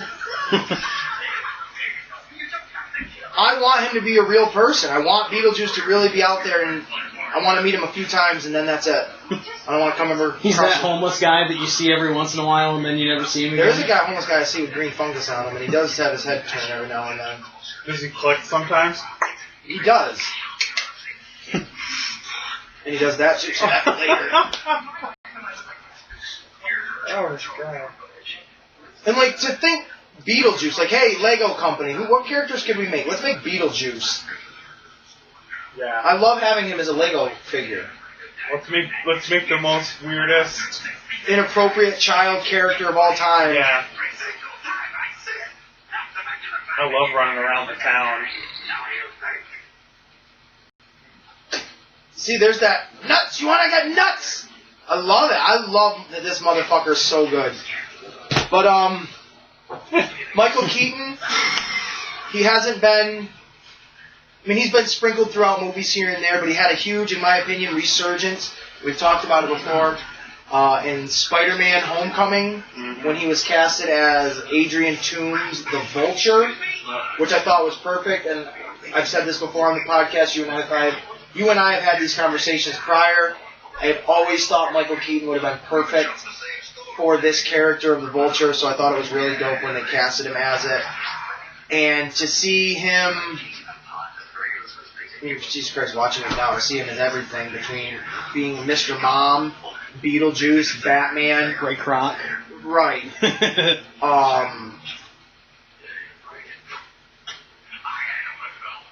Is that what did I put Ray Kroc on that sign, or did I put Roy? You put Ray. I did? Okay. But to see him as like a villain, like finally, like an actual villain, menacing. Yeah. I love the scene where the light on his face is red when he's talking to Peter Parker in the car, yeah, the and then it goes green when he realizes who Spider-Man is. I thought that was really creative. When he's telling Peter, pulls a gun out on him. Like, you've never seen that in any Spider-Man movie. A grown adult pulling a gun out on a fucking kid. Like, that's heavy. There was some bad threatening to kill him and everybody he loves. Yep. I always thought it was cool. It's like, here's fucking Batman and Spider-Man in a scene together. So it was really dope to see Michael Keaton as a villain. I really enjoyed it. I can't wait to see him come back, which he is in the trailer for the Morbius movie. So hopefully he will definitely be in that for a good snippet. And then he'll be reprising that role again in a future Spider-Man flick or whatever Sony wants to do. I would really love it. But one of my favorite Michael Keaton movies is Birdman. I do have to watch that. Have you? I let you borrow this, didn't I? I've watched it, yeah. Okay. This movie is. It says it right on I'm going to use these 4 words to describe this movie, and that's it. Okay. Brilliant, phenomenal, electrifying, hilarious. And it is. It's all of that. Yes. It really is all of that. The way this movie is shot is epic. It's all one cut. I'm pretty sure all of it is literally one shot. It's one shot. No editing. Don't fuck it up. Right, and he even says that right in the... Really? There's behind the scenes where he's like, what we're about to do has never been done before. He goes around to everybody in the cast and crew and gives them a rose and says, we really need everybody's best effort. And he's like, so this rose is me giving you myself. Now I need all of you to give me a piece of yourself to make this movie. Because it is. They're all very good, though. This movie's got Edward Norton, Michael Keaton is the star, Emma Stone, which I think she's so sexy in this movie, Zach Galifianakis. That might be it. Yeah? Because there's not, I mean, it's a very tight-knit group of people. You only really see, like, the same 5 people going in and out of the same doors. But this movie, like I explained to you the other day, it's very much, to me, him living in the shell of if he was still Batman, if that was real. Because Birdman, to me, that character, that idea, is Batman. Because Birdman, right? It's a movie made up. A superhero was made up for this movie that he used to play this superhero, and it was a franchise that he used to play. And now he wants to separate himself from comic book movies. I want to be taken as a real actor, so I'm going to make a Broadway play. Right. But he can't escape his former claim to fame, and I feel like that is him in the art reflecting life reflecting art of him being Batman. Like, I would love it in this movie if someone edited Birdman out and put him in it as, like, the Batman suit. And when you see, like, the Birdman posters, it was this movie poster in there. And when they say Birdman, they actually say Batman. Like, you can't escape the Batman. Because it does. It feels like it's an epic movie. It is epic. Because when he talks about Birdman in this, it makes it sound like he's talking about, when I did that franchise 20 years ago as that masked superhero. It's like, well, yeah, Batman. We all know what you're talking about. Did you think... It's like a wink and a nod. It is. It's like the most meta joke I've ever seen. When you saw the poster, though, at first, did you think it was Harvey Birdman? No. Because I did. I know you did. No, I did not. I'm like, no way! I did not think Harvey Birdman, attorney at law, at all. Yes! I got excited. This is a great scene in the movie where they're all singing Deo. I think that's the name of the song. I have no idea. Deo, the Banana Boat song. There you go. Thank you, Dave. Harry Belafonte. They're all getting down with it, which is great. Look at his face right here. Right there. I love it. Jeffrey Jones. I'm pretty sure you went to prison for, like, child rape or something. I love this part. But I think you're great.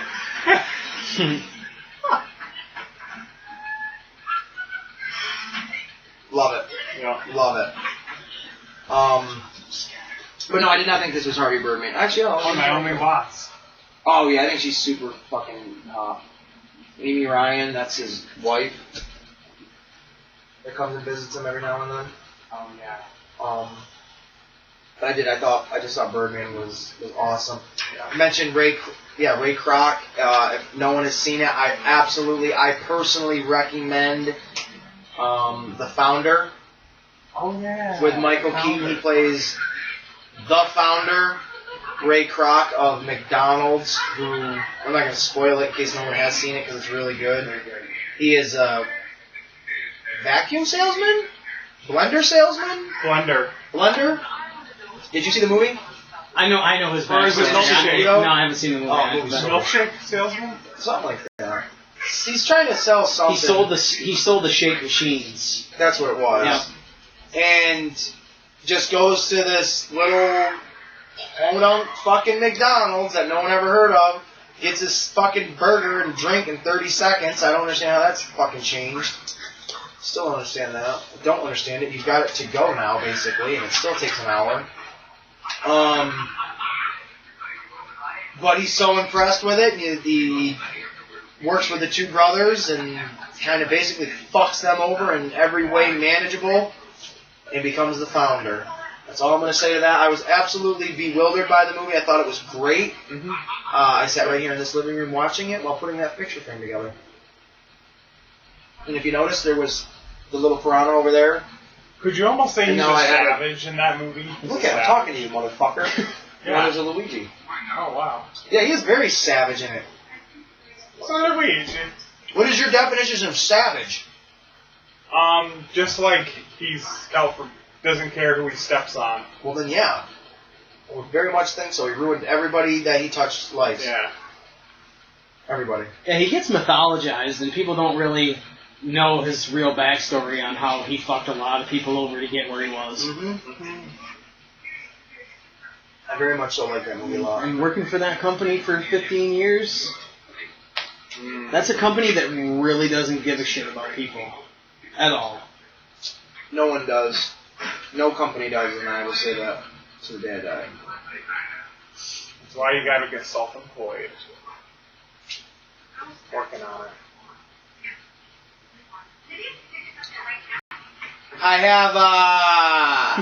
have a girl coming over, ladies and gentlemen. Not right now, so don't get your fucking boners excited yet, because it's for me. And only me and all me. So just want to share that with you guys. So, my day is going to be exciting. They said it was storming out, but Yeah, I heard. I have to pee so bad, but I'm good. But I really excited at the idea of Michael Keaton coming back as Bruce Wayne. I mean, he really needed a send off. Because imagine if Christian Bale, I'm not saying The Dark Knight Rises is a great ending to that trilogy. I don't think it is. I think it's a good ending if it's definitive, but I don't even want to use the word definitive because it wasn't. It left a lot open, in my opinion. Sure. But but imagine not getting a third movie. It would have been okay, you didn't really leave much for me to go off of anyways at the end of The Dark Knight. Yeah. Because we all know Heath Ledger died in real life, so it's not like we were well, fuck, now we're not going to get to see his Joker, because we didn't anyways. Two-Face dies, so you don't have a bad guy to play into the next film. But it still would have been well, shit.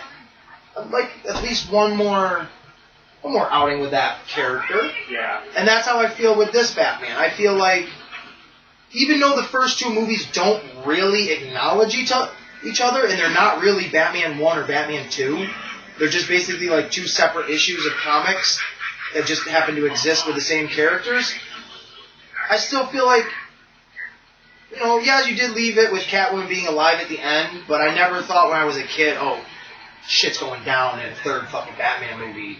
Not that I had that. Yeah, it doesn't have that feeling where no, it just feels, but it feels like there's a little bit left to be said. There's a little more on the bone there that we got to check out, and I need that. I need that closure because I feel like Michael Keaton deserves that. Oh yeah, that, because he is the Batman. When anybody, at least to me, when anybody says who's your Batman, Michael Keaton. If you argue that to me, I'll probably agree with you that yours or mine is right or wrong, because all the Batman. Well, everyone's Batman's different. The only ones I'll never say is, if someone ever said George Clooney's my Batman, I'd say, well, you're not my friend. I'll let people get away and say Val Kilmer. I like Val Kilmer. This shit scared the fuck out of me when I was a kid. Oh, yeah. This scared the shit out of me. Because this is violent. This is violent. He is trying to kill these people. Yeah. Legitimately, knocking the guy down the stairs, he's trying to kill him. He is trying to murder them.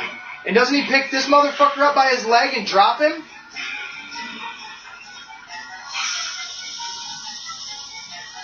That face is terrifying. That's terrifying, dude. This is great. Look at the claymation in the fucking real world. That's beautiful. And you can't really tell. He literally just tried to kill him. Yep. Beetlejuice. Ah. That is so awesome. It almost terrifies me if they make another movie like this. Because it's going to be CGI. You need the real prosthetic in there to give it that real look with the shadowing, the lighting. I could see Burton saying the only way I'll do it is if you do it practical. Yeah. I could totally see him doing that. Because a lot of his movies are not digital. I mean, Dumbo was because you really can't do a practical flying elephant to that degree. Yeah. And make it look good. Yeah. You know. But I mean, this is just brilliant. Like, look at that fire hydrant next to him. That looks plastic and fake as fuck. Mm-hmm. And it should. Because it's not a real fucking fire hydrant. Like, that looks like a little toy. And it's in his world, so it should look fake. Yeah, like, it looks hollow. It's so well done. I think this movie is brilliant. I really, really think this is a brilliant movie. And it's a movie that came out of nowhere. Like, it really, in the genre, like, in the 80s and stuff, for this kind of movie to come out, especially because we did our action movie episode when the 80s was high in action movies. Yep. Now, not saying it wasn't high in comedy. It absolutely was. You had your Eddie Murphys and shit like that, Bill Murray.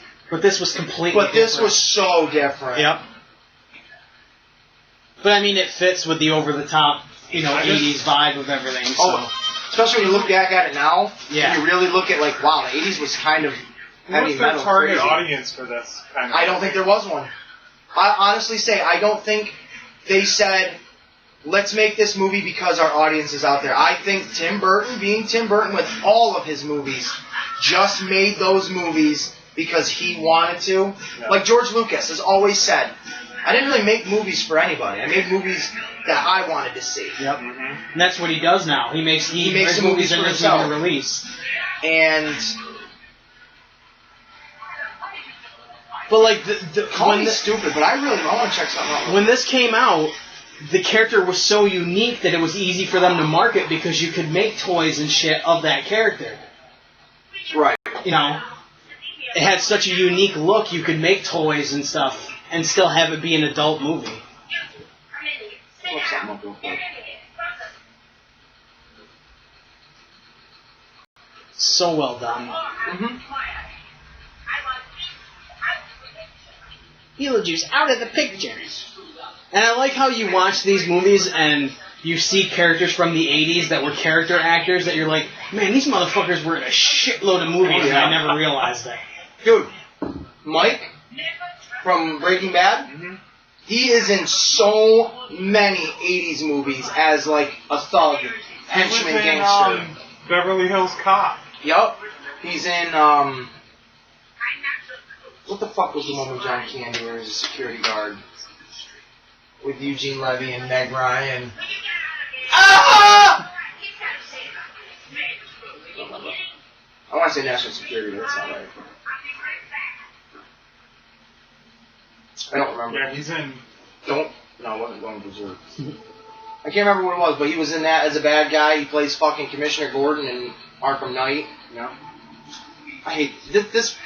I never hated this, but I always thought this was I get they're going for art, and art was really stupid. Her art is, but I always thought this was like the dumbest. It just looks so stupid having this book with a wall on it.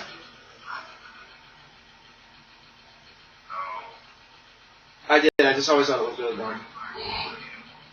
I loved him in Howard the Duck. Yeah, dude. That he just went so over the top with it. It was great. This motherfucker. And this guy, he's in Demolition Man. Yeah, he is. He's funny. I think he died in real life. Whenever I saw John Panette do stand-up, I always thought of him. Always think of him, Yep. yeah. John Panette is like the retarded version of him. For sure. Yep. Oh, yeah. See, that's like a cool deck, but that just looks dumb with the wall there. Yep. And I never understood how shit like that is considered art. Right. To me. How is that considered art? When me freehand drawing this, I couldn't get $1 for it. But yeah, some fucking artist can go shit on a canvas and hang it up on a wall in a fucking beautiful building and say, look at my fucking 1,000, million, 100... How do numbers work? I'm trying to come up with a number. Billions of dollars worth of shit. I don't understand it. Yeah. They do a whole episode of It's Always Sunny in Philadelphia about how stupid the artwork is. Because they go to an art show, and the woman's got like all these like stupid pictures up. And they're like, how the hell is this art? And Charlie hangs like a picture up that's god awful that he did. And she's like, this is just garbage. And they go back and forth of like, Yeah. how do you determine what's garbage and what's art? Right. So Frank dresses up as like this big white wig, hoity-toity art. I'm an art major, darling. I love it. Like, that's how he talks and everything. So he goes into this art gallery and he's like, all this art on the wall is garbage. It's garbage, honey. And he turns over and there's a fucking, like an air purifier in the middle of the room, whatever, just, right? That's the thing, right? Air purifier? Yeah. And, yeah, this part, where they're sketching their faces and shit, hers was the creepiest. I couldn't do that. When she just fucking stretches her mouth open. Uh-huh. Because even though you can tell this is fake, it looks cool because it's all clay that they're doing this with. Yep. Stop motion.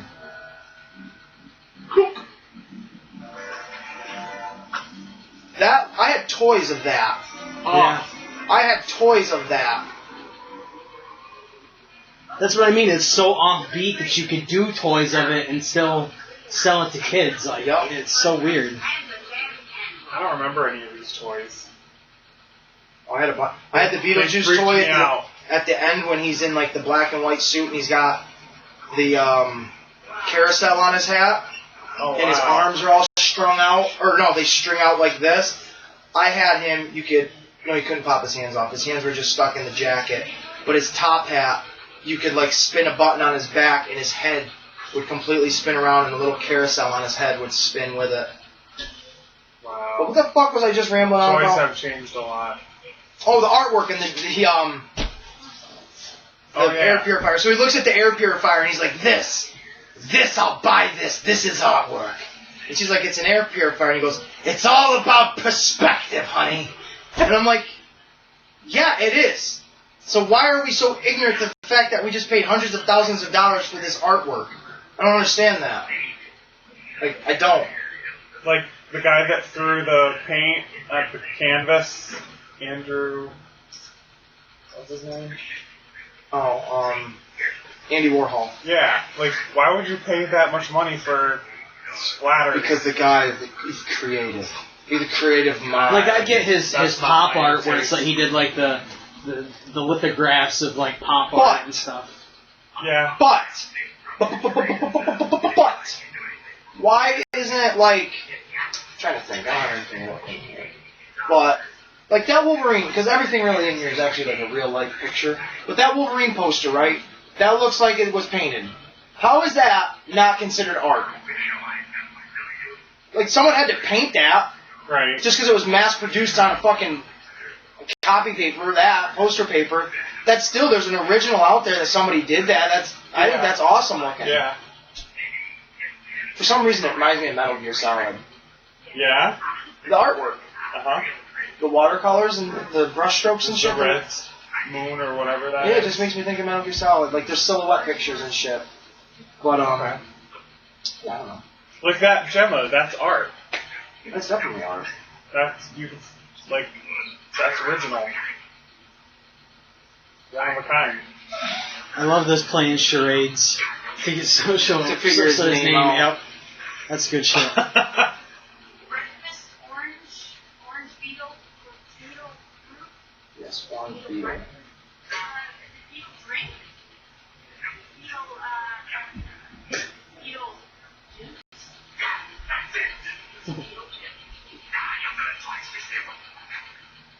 It was you, wasn't it? George Lucas did Labyrinth? Did he really? With David Bowie? I thought that was a Jim Henson. I did too. Maybe he had a hand in it. I don't know. Maybe you. Yeah. Because Jim Henson's name is all over the cover of that. I own that movie.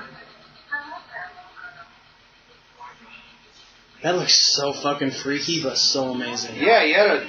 Imagine that being like in your. Like buying that piece of art, like that prop.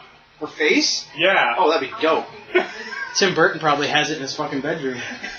Probably makes Helena Bonham Carter wear it like bangs her. Oh man. That's why she's almost in every Tim Burton movie. His wife. Say my goddamn name, you bitch! Yeah, that would fucking scare the shit Yeah, out of me. I would lose it. I'd have pissed and shit. All from the same hole. Yeah, I don't know how he's connected to it, but Jim Henson definitely directed it.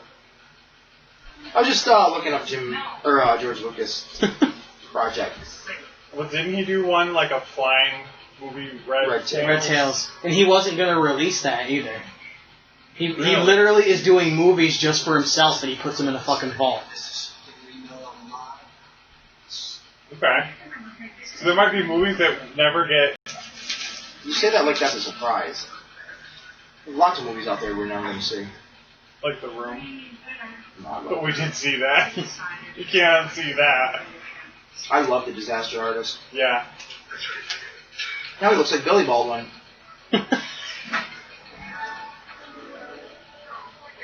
And that just, everything is just so off kilter. Like, it's just, the attention, and you know Burton literally walked through and said, I want this like this. Oh, It absolutely. has to look like this.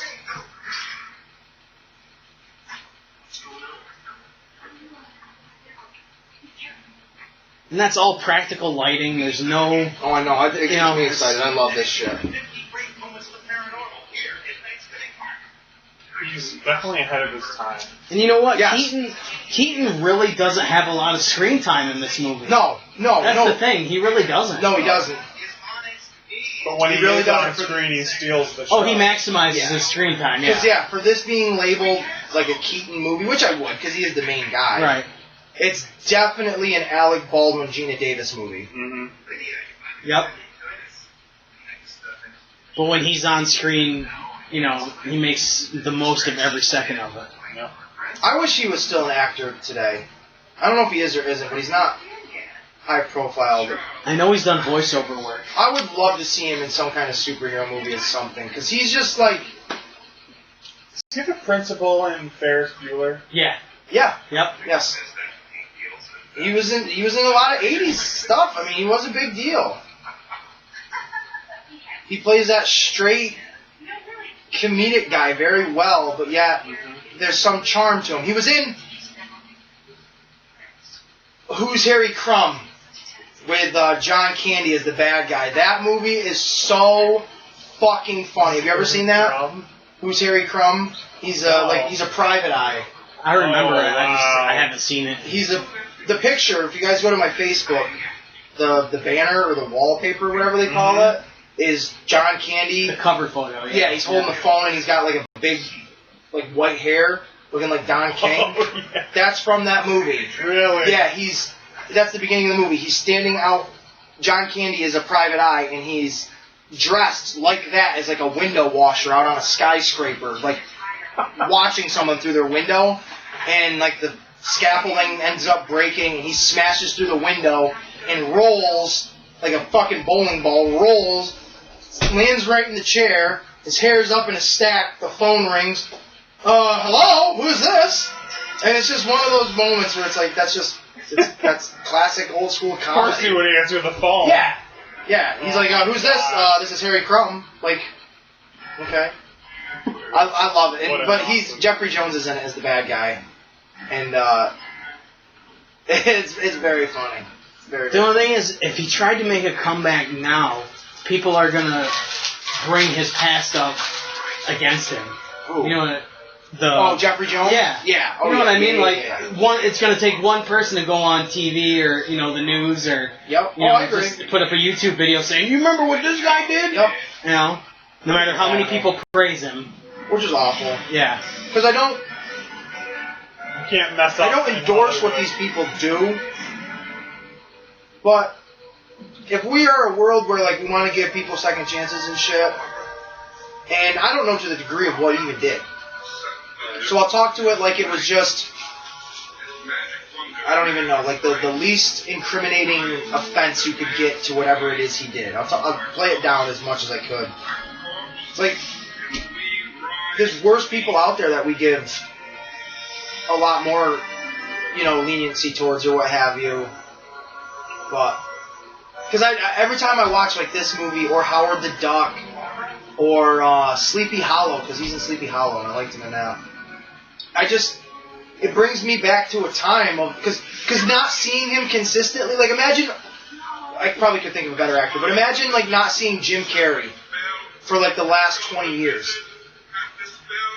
When you go back and you watch the older movies, that brings you back to that time because in my head, I don't have anything current to think about now with you in it. Yeah. So I have to mentally travel back to the 90s because I can't picture you in anything from 2000s or the 2010s. You know what would have been perfect for him to be in is Stranger Things. When you're doing an 80s nostalgia show, to have him just pop in for something and then leave. Yep. You know? Yep. I thought it was cool they had Sean Astin. Yeah. I thought that That's a was total cool. throwback. Yep. It's good shit. That's so creepy. Isn't Winona Ryder in? Yeah, Stranger Things. Yeah. Yeah. So they really do like do 80s. They really do, man. Them Duffer Brothers. Yeah. I thought that they were like Right now, you can get season 1 at Target. You guys don't have it. The Blu-ray? Yeah. For $10. Yeah, I bought season 1. I gotta find season 2. I was gonna say I should get $5. Yeah. I've had this for a while. I bought it for $5 too, Okay. yeah. They had a stack of them, and I was like, oh man, do they have season 3? Because I have both seasons 1 and 2. I like how it looks like a VHS. It's very cool. Well, even the soundtrack, they released it on cassette. Yeah. Yep. That's very cool. Whoa. Very good show. I enjoyed it quite a bit. I didn't think the Duffer Brothers. I thought they were using an alias He name did. He did. because He did. the show was so good. I'm like, how are these guys not known yet? Like, where did they just come from all of a sudden with the show like this? When I first, because you watched it way before I did, and then you finally put on Flash Drive for me, and I fell in love with it. We talked about it all the time, and you did. That was like one of the first things you said you did. I'm pretty sure these Duffer Brothers. That's a fake name. I really did. Like, where have they been this whole time? You Like, don't who just come out are of these nowhere. guys? Yep, you did too. Wow. But they are real, and they are brothers. Oh well. But I would like to do this right now, so it's recorded. When the Michael Keaton appearance of Batman is actually addressed, if it's true, whatever movie's going to be in, I'd like us three to go see that movie. Okay. I think that'd be kind of fun. Because I've never, you didn't go see the first two in theaters, did you?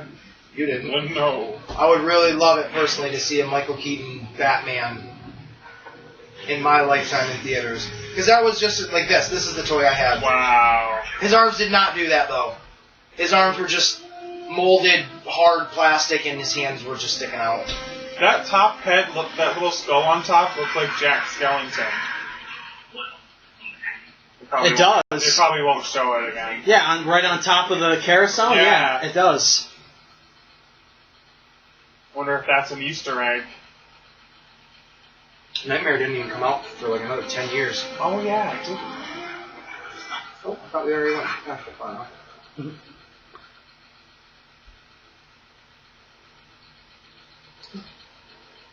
His face is funny.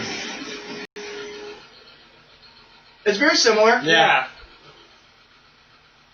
But he uses Tim Burton. Tim Burton uses that kind of likeness in a lot of his things. Yes. Yes. But I gotta stop it right. Look at that.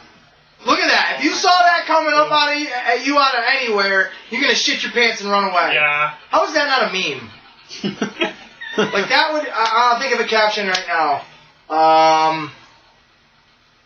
When you've been a bad kid, but your mom says there's cookies on the counter. Oh, there's cookies. But I mean, even those monsters, they look very Nightmare Before Christmas. Because that claymation style. Yep. I mean, I don't know if he hand makes the shit himself or comes up with the ideas. He might have like a team. But Yeah. that face is funny.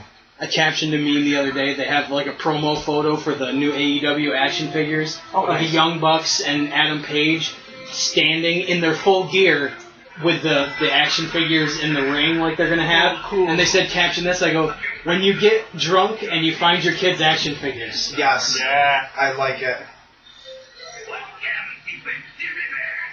I can't believe He got so into this. But I would imagine any actor would be just seeing this on the page knowing what you could do with it, would want to get fully into this character. He is so much fun. I mean, look at the practical effects. Like, that, it had to cost so much money, but still, it adds so much to it. Oh my gosh. Are these people dead? Man. How does that happen in the real world? Right? That is why I wouldn't do 2 shows today. Won't do it. What do we got here tonight? He's seriously like the crackhead version of Joker. Yeah. Like, oh, you want to do some meth? Ha! Look at me! Oh, he died. He has no cares. Really. And this motherfucker trying He to get out of doesn't here.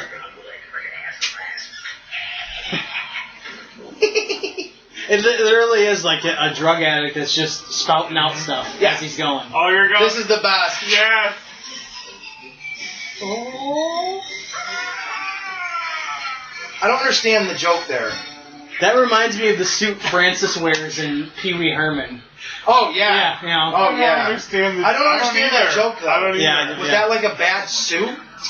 I don't know. And he was embarrassed to be in it? Was that like his underwear? The color?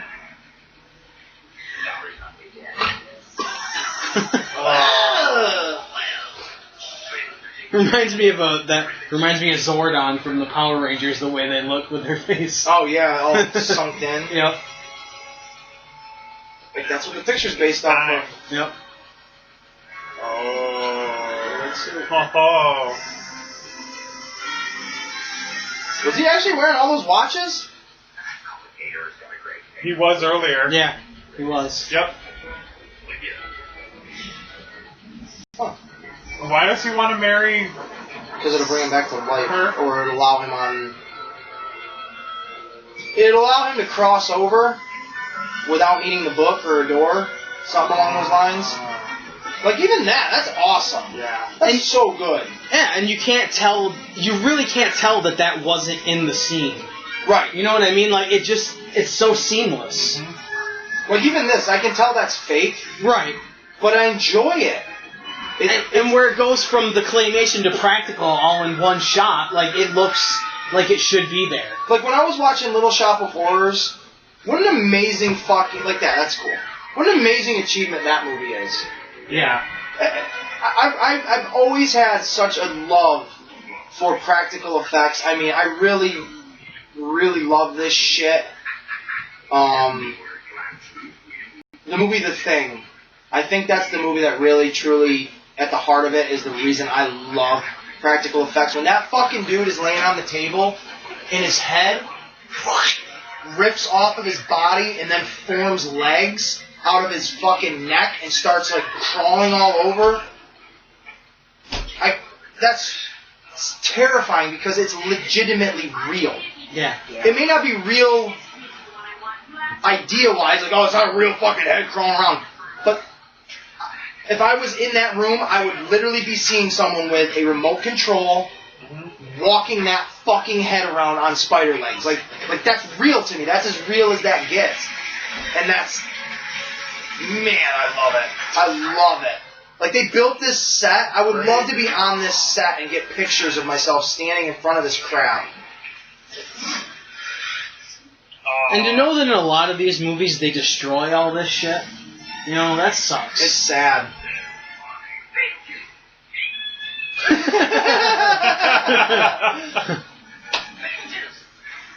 It's like a metal. Bam! Yep. Strike!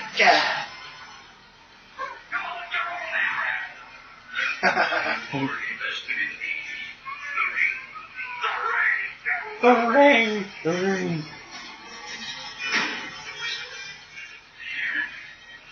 And he's just pulling shit out of his pockets. I love it. This fucking sandworms. Because they're on Saturn. Like, even that looks cool, but... It looks like a toy truck. That does look like a little toy truck. That probably was. Ew, he took it off a dead body. You can tell it's fake, though. Did you see the cutout of it? Yep. It looks like a packing peanut. how this affects him the way it does, I don't understand.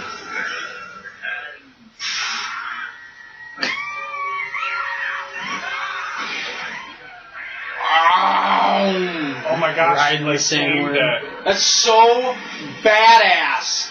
Wow. Eat your fucking heart out, Captain Hook, from getting eaten by a fucking alligator. That dude just got eaten by a fucking sandworm. That little guy's creepy. He's like, I don't know what to do now.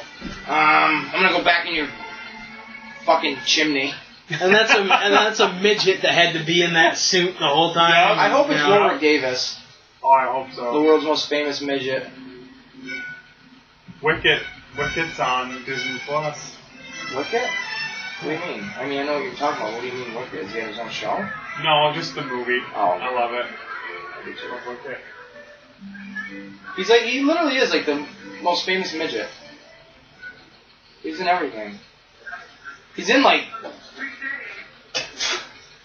7 of the fucking 10 Star Wars movies. Yeah. He's even in episode 1. When they show... Oh, at the pod race? Yeah! Yeah. I was like, that's so awesome! He's wicked famous. This is one of my favorite parts of the whole movie. Would you say this is a timeless Yes. movie? Oh yeah. Yes. I Because mean, there's no... This feels like a movie out of time. This doesn't feel like it has a time period to it. Right. So it doesn't feel like it's old. yeah, and like unless you know the old Minute Maid logo for the orange juice, Right. you really can't pin down Right. a time for this, you Right. know. Because they don't really make pop culture references really or anything. The and- Zagnut, you Yeah. still see Yeah. that though. That's still Yeah. out there. But it's like, to me, like a timeless movie like this is, I guess it would be all 3 of them, but I'm specifically speaking about the first Back to the Future movie. Yeah. Because it's a cheap timeless movie because it talks, you go everywhere in time, so to speak. But it's timeless because it still feels modern at times, but yet retro, because retro is now a big deal. Bringing the old stuff back that was once cool is now the thing to do. So if I saw somebody dressed like Marty McFly Yes. with the Reebok Air Pump kind of shoes or whatever, in a boombox or something, I wouldn't be like, dude, you need to get on the 80s. Because that's relevant again. Yeah. Yep. So, yeah, I would definitely say movies like this. And it's funny that movies that are older can be the timeless ones, where movies like now...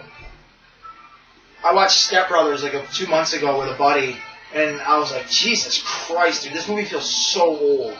This movie feels yeah. so old. Yeah. But, And it also was a time where they were pumping out those movies too. The Will Ferrell comedies. the and Judd yeah, Apatow collection, Yeah. as I call it, because Yeah. mid-2000s, he owned comedy movies until like Seth Rogen became like a director and started doing his own shit. But I mean, Judd Apatow's the guy that got every one of them fuckers famous. Mm-hmm. You got Franco, Rogen, Hill, Jason Segel, Yep. all those motherfuckers. That one guy. Jeff Starr, or not Jeff Starr, but Martin Starr. The one that's in This Is the End, like the friend, like the main character. Jay Baruchel. Yeah. Yep. You got all those guys famous. All of them.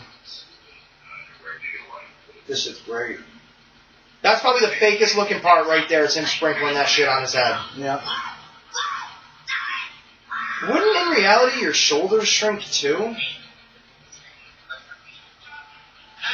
Because your head wouldn't shrink smaller. Your neck would stay the same size. It's your head that would shrink. I'm debunking this movie. This is I fake. don't know. How is she flying? What is going on? What is life? Where's the Ghostbusters when you need them? Now there you go. Yeah. That's how you make Yeah. fucking Beetlejuice 2. Beetlejuice meets the Ghostbusters. Yep. We need Dan You see him Aykroyd. popping out of a ghost trap. Fucking hate it. That would be sick. Remember in Casper? Remember the Dan Aykroyd? They're trying to get Who are we rid supposed of to the call? ghost. I don't know. Anybody else? Anybody else besides me? It's like, really, all you guys could get was Aykroyd, though? You couldn't get Hudson? I'm sure he wasn't doing nothing. Yeah, Aykroyd. I love the guy that's like, yeah, it's a piece of cake. Piece of crumb cake. Piece of crumb cake. And then he comes back and his head's spun around. The fat dude, right? No, he's like a... Wasn't he an older fat guy? priest. Oh, okay, yeah, you're right. Yeah, they I gotta take this spun one his off. head around. Ass off. Piece But- of cake. Crumb cake. This music, I love this. Mm-hmm. I used to be able to play this on my grandma's piano. That brings us to the end of the movie, which we all enjoyed that. I mean, I think that was enjoyable. I do like doing this where we have something to... Because it gives you a nice set time, too. We did say this is the Michael Keaton episode. I hope if people do listen, they're not like, well, Jesus Christ, you guys didn't mention where he was born, what year he was born, and how much he weighed, and what his social was. We're not doing a fucking biopic. Yeah. Is that how you'd say it? Biopic? Yeah. Biopic. Biopic? Yeah. Biohazard? Biodome? But yeah, we're not doing one of those. This is, if anybody has been following us or does, anytime we do an episode on one specific thing, it's kind of a frenzy, but it's like a snow globe. We're like a snow globe. Each episode is like a snow globe. Yes, when you leave it sitting there, you can see the beautiful image that is the topic, but then for some reason, someone comes right along and shakes that snow globe up, and all those little fucking snowflake particles are parts of the conversations we're trying to have. And then once they all settle at the bottom, you see the topic again, and we're like, oh, that's what we're here to talk about, people. So we are a snow globe. Michael Keaton. Michael Keaton. I'm glad we did like a Michael Keaton, kind of gave him his own specific episode, because he is like one of my absolute favorite actors of all time. And I think this is a great movie that we could have watched. We wanted to talk about him, coming back as Bruce Wayne, because that's comic book movie wise, that's huge. That would be just as epic if Tobey Maguire came back as Spider-Man. Yeah. It's in the same realm. Nobody would give a fuck if Brandon Routh came back as Superman. Some people would give a fuck if Andrew Garfield came back as Spider-Man, but everybody wants Michael Keaton's Batman, and everybody wants Tobey Maguire's Spider-Man. And I like how one, the story spawned this whole episode. Him coming out. Well, when we were recording the other day, we mentioned like Michael Keaton coming back as Bruce Wayne, and right in that moment, I said, "Well, we're not going to do a whole episode. Fuck it, we'll do a whole episode on him." So here we are. We did a whole episode on him. That's about it. He's the 89 Michael Keaton is my favorite suit to wear. Yes. And the Batmobile is my favorite Batmobile. That is my favorite Batmobile of all time. 100%. I remember having the big toy that the figure could go in, the little 5-inch figure could go in, and in the front, up on like the wheel wells, they had little buttons you could push down, and rocket launchers came out, and you could shoot projectiles. The front nozzle, how it kind of looked like a baby bottle nipple. Yeah. You could take that off, and that had a missile in it. Wow. I think there was an attachment cable in the back part of it, so you could, I don't know what you'd fucking do with it. You tow bad guys' cars around or something, maybe? Oh, maybe. I don't know. But I also had a Matchbox one that was all, like, die-cast metal. It was, like, a legit metal fucking Batmobile, and the big exhaust chute, like where the fucking flame would come out. Yeah, the jet engine. Yeah. Turbine. My mom used to get so mad at me for doing this. We had a guardrail, like if you were going up our stairs in our apartment, there's the wall here, so you're going up the stairs against the wall, then you get to the top, and then there's like a guardrail. Banister. Yeah. Nice flat fucking banister. That's where I played all my toys, because all my action figures, I drop them over the stairs to their death. Just made it fun. But I would take my Batmobile, and I would jam tissue paper or the end of a cotton swab. I'd jam it into that little fucking exhaust part of the car, and then I'd steal one of her lighters or whatever and light it on fire and just... Oh my god. Just fucking ram it right down that rail like he was... And then I would do the... like that, like, because that's Batman going to save the day, and then I'd slam it into the wall, the car would fall down the stairs, and The flame would... my mom would be like, John, what the fuck did I tell you to fucking knock it off? And then I'd be like, fucking Batman though, Mom! Joker's gonna get away! Yeah. So, cause that's my whole great. life I've always been a Batman fan. Ever since I was a kid, I mean, I was gonna get some of the old action figures out, put them out, but it wasn't a Batman episode, so I didn't. Well, I mean, I did put Michael Keaton's Batman out, Michael Keaton's Vulture. That's about it. That's about it. We're talking about one actor. I think we had a lot I did to too. go on, so. I mean, we rambled off on different topics and stuff, but that's part of a podcast. It's not really. I mean, it's not like we have producers that are like, you guys need to stay on the fucking call, man! Damn it. So, it is what it is. But on that, I have no idea what the next episode is going to be. I don't either. I really don't. I have to think about it. Maybe more news will pop up and it'll, I don't know. It's been a news-heavy couple weeks. Kind of. Been a lot of Not really. rambles. Like what? Well, like, I don't know, mainly like gaming news. Good job, Nick. I agree. There has been quite a bit in gaming news. The Resident Evil 8 trailer looked awesome. I know we watched that before. I still think it looks fantastic. That was like the highlight of the show. That and the Miles Morales. It doesn't interest me. Why would you not have those two worlds connect? It's not like it's a movie property where you'd be like, well, we can't really do this. I don't know. I think it's stupid. I kind of want. I'd play it, but I wouldn't go out of my way to buy it. Not for next gen. Not a whole system where. No.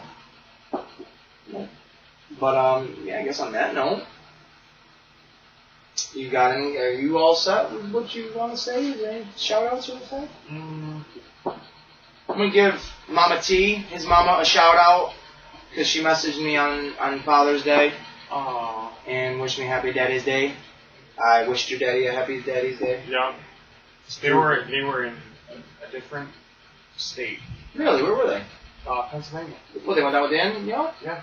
Oh, they brought her home? Yeah. Oh, and she still managed to message me. Yeah. Pretty good, Mama. Yeah.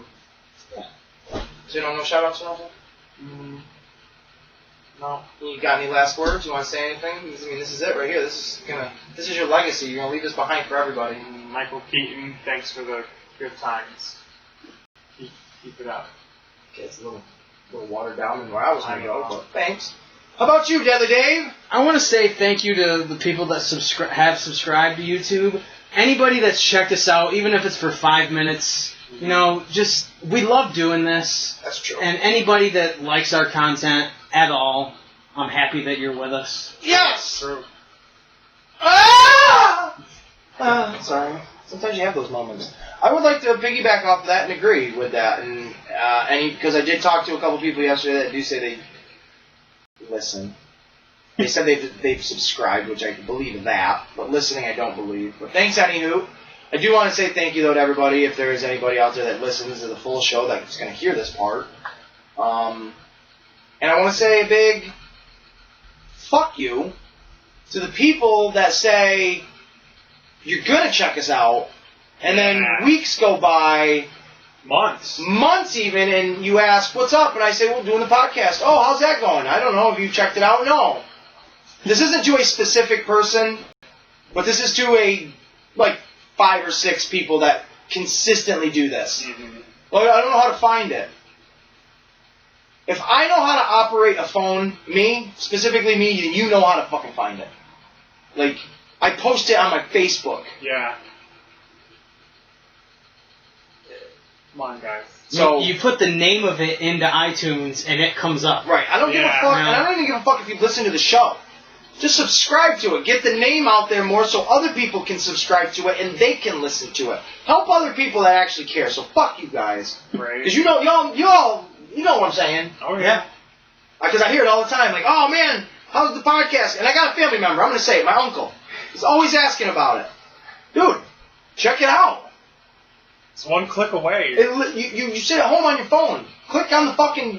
Click on. You see this? You see this little icon? Click on it. Yeah, we use that logo on everything. We don't, we don't make it a secret. Exactly. Yeah, back on that note, I mean, fuck those guys, and then thank you to those other guys. Yeah. So, I am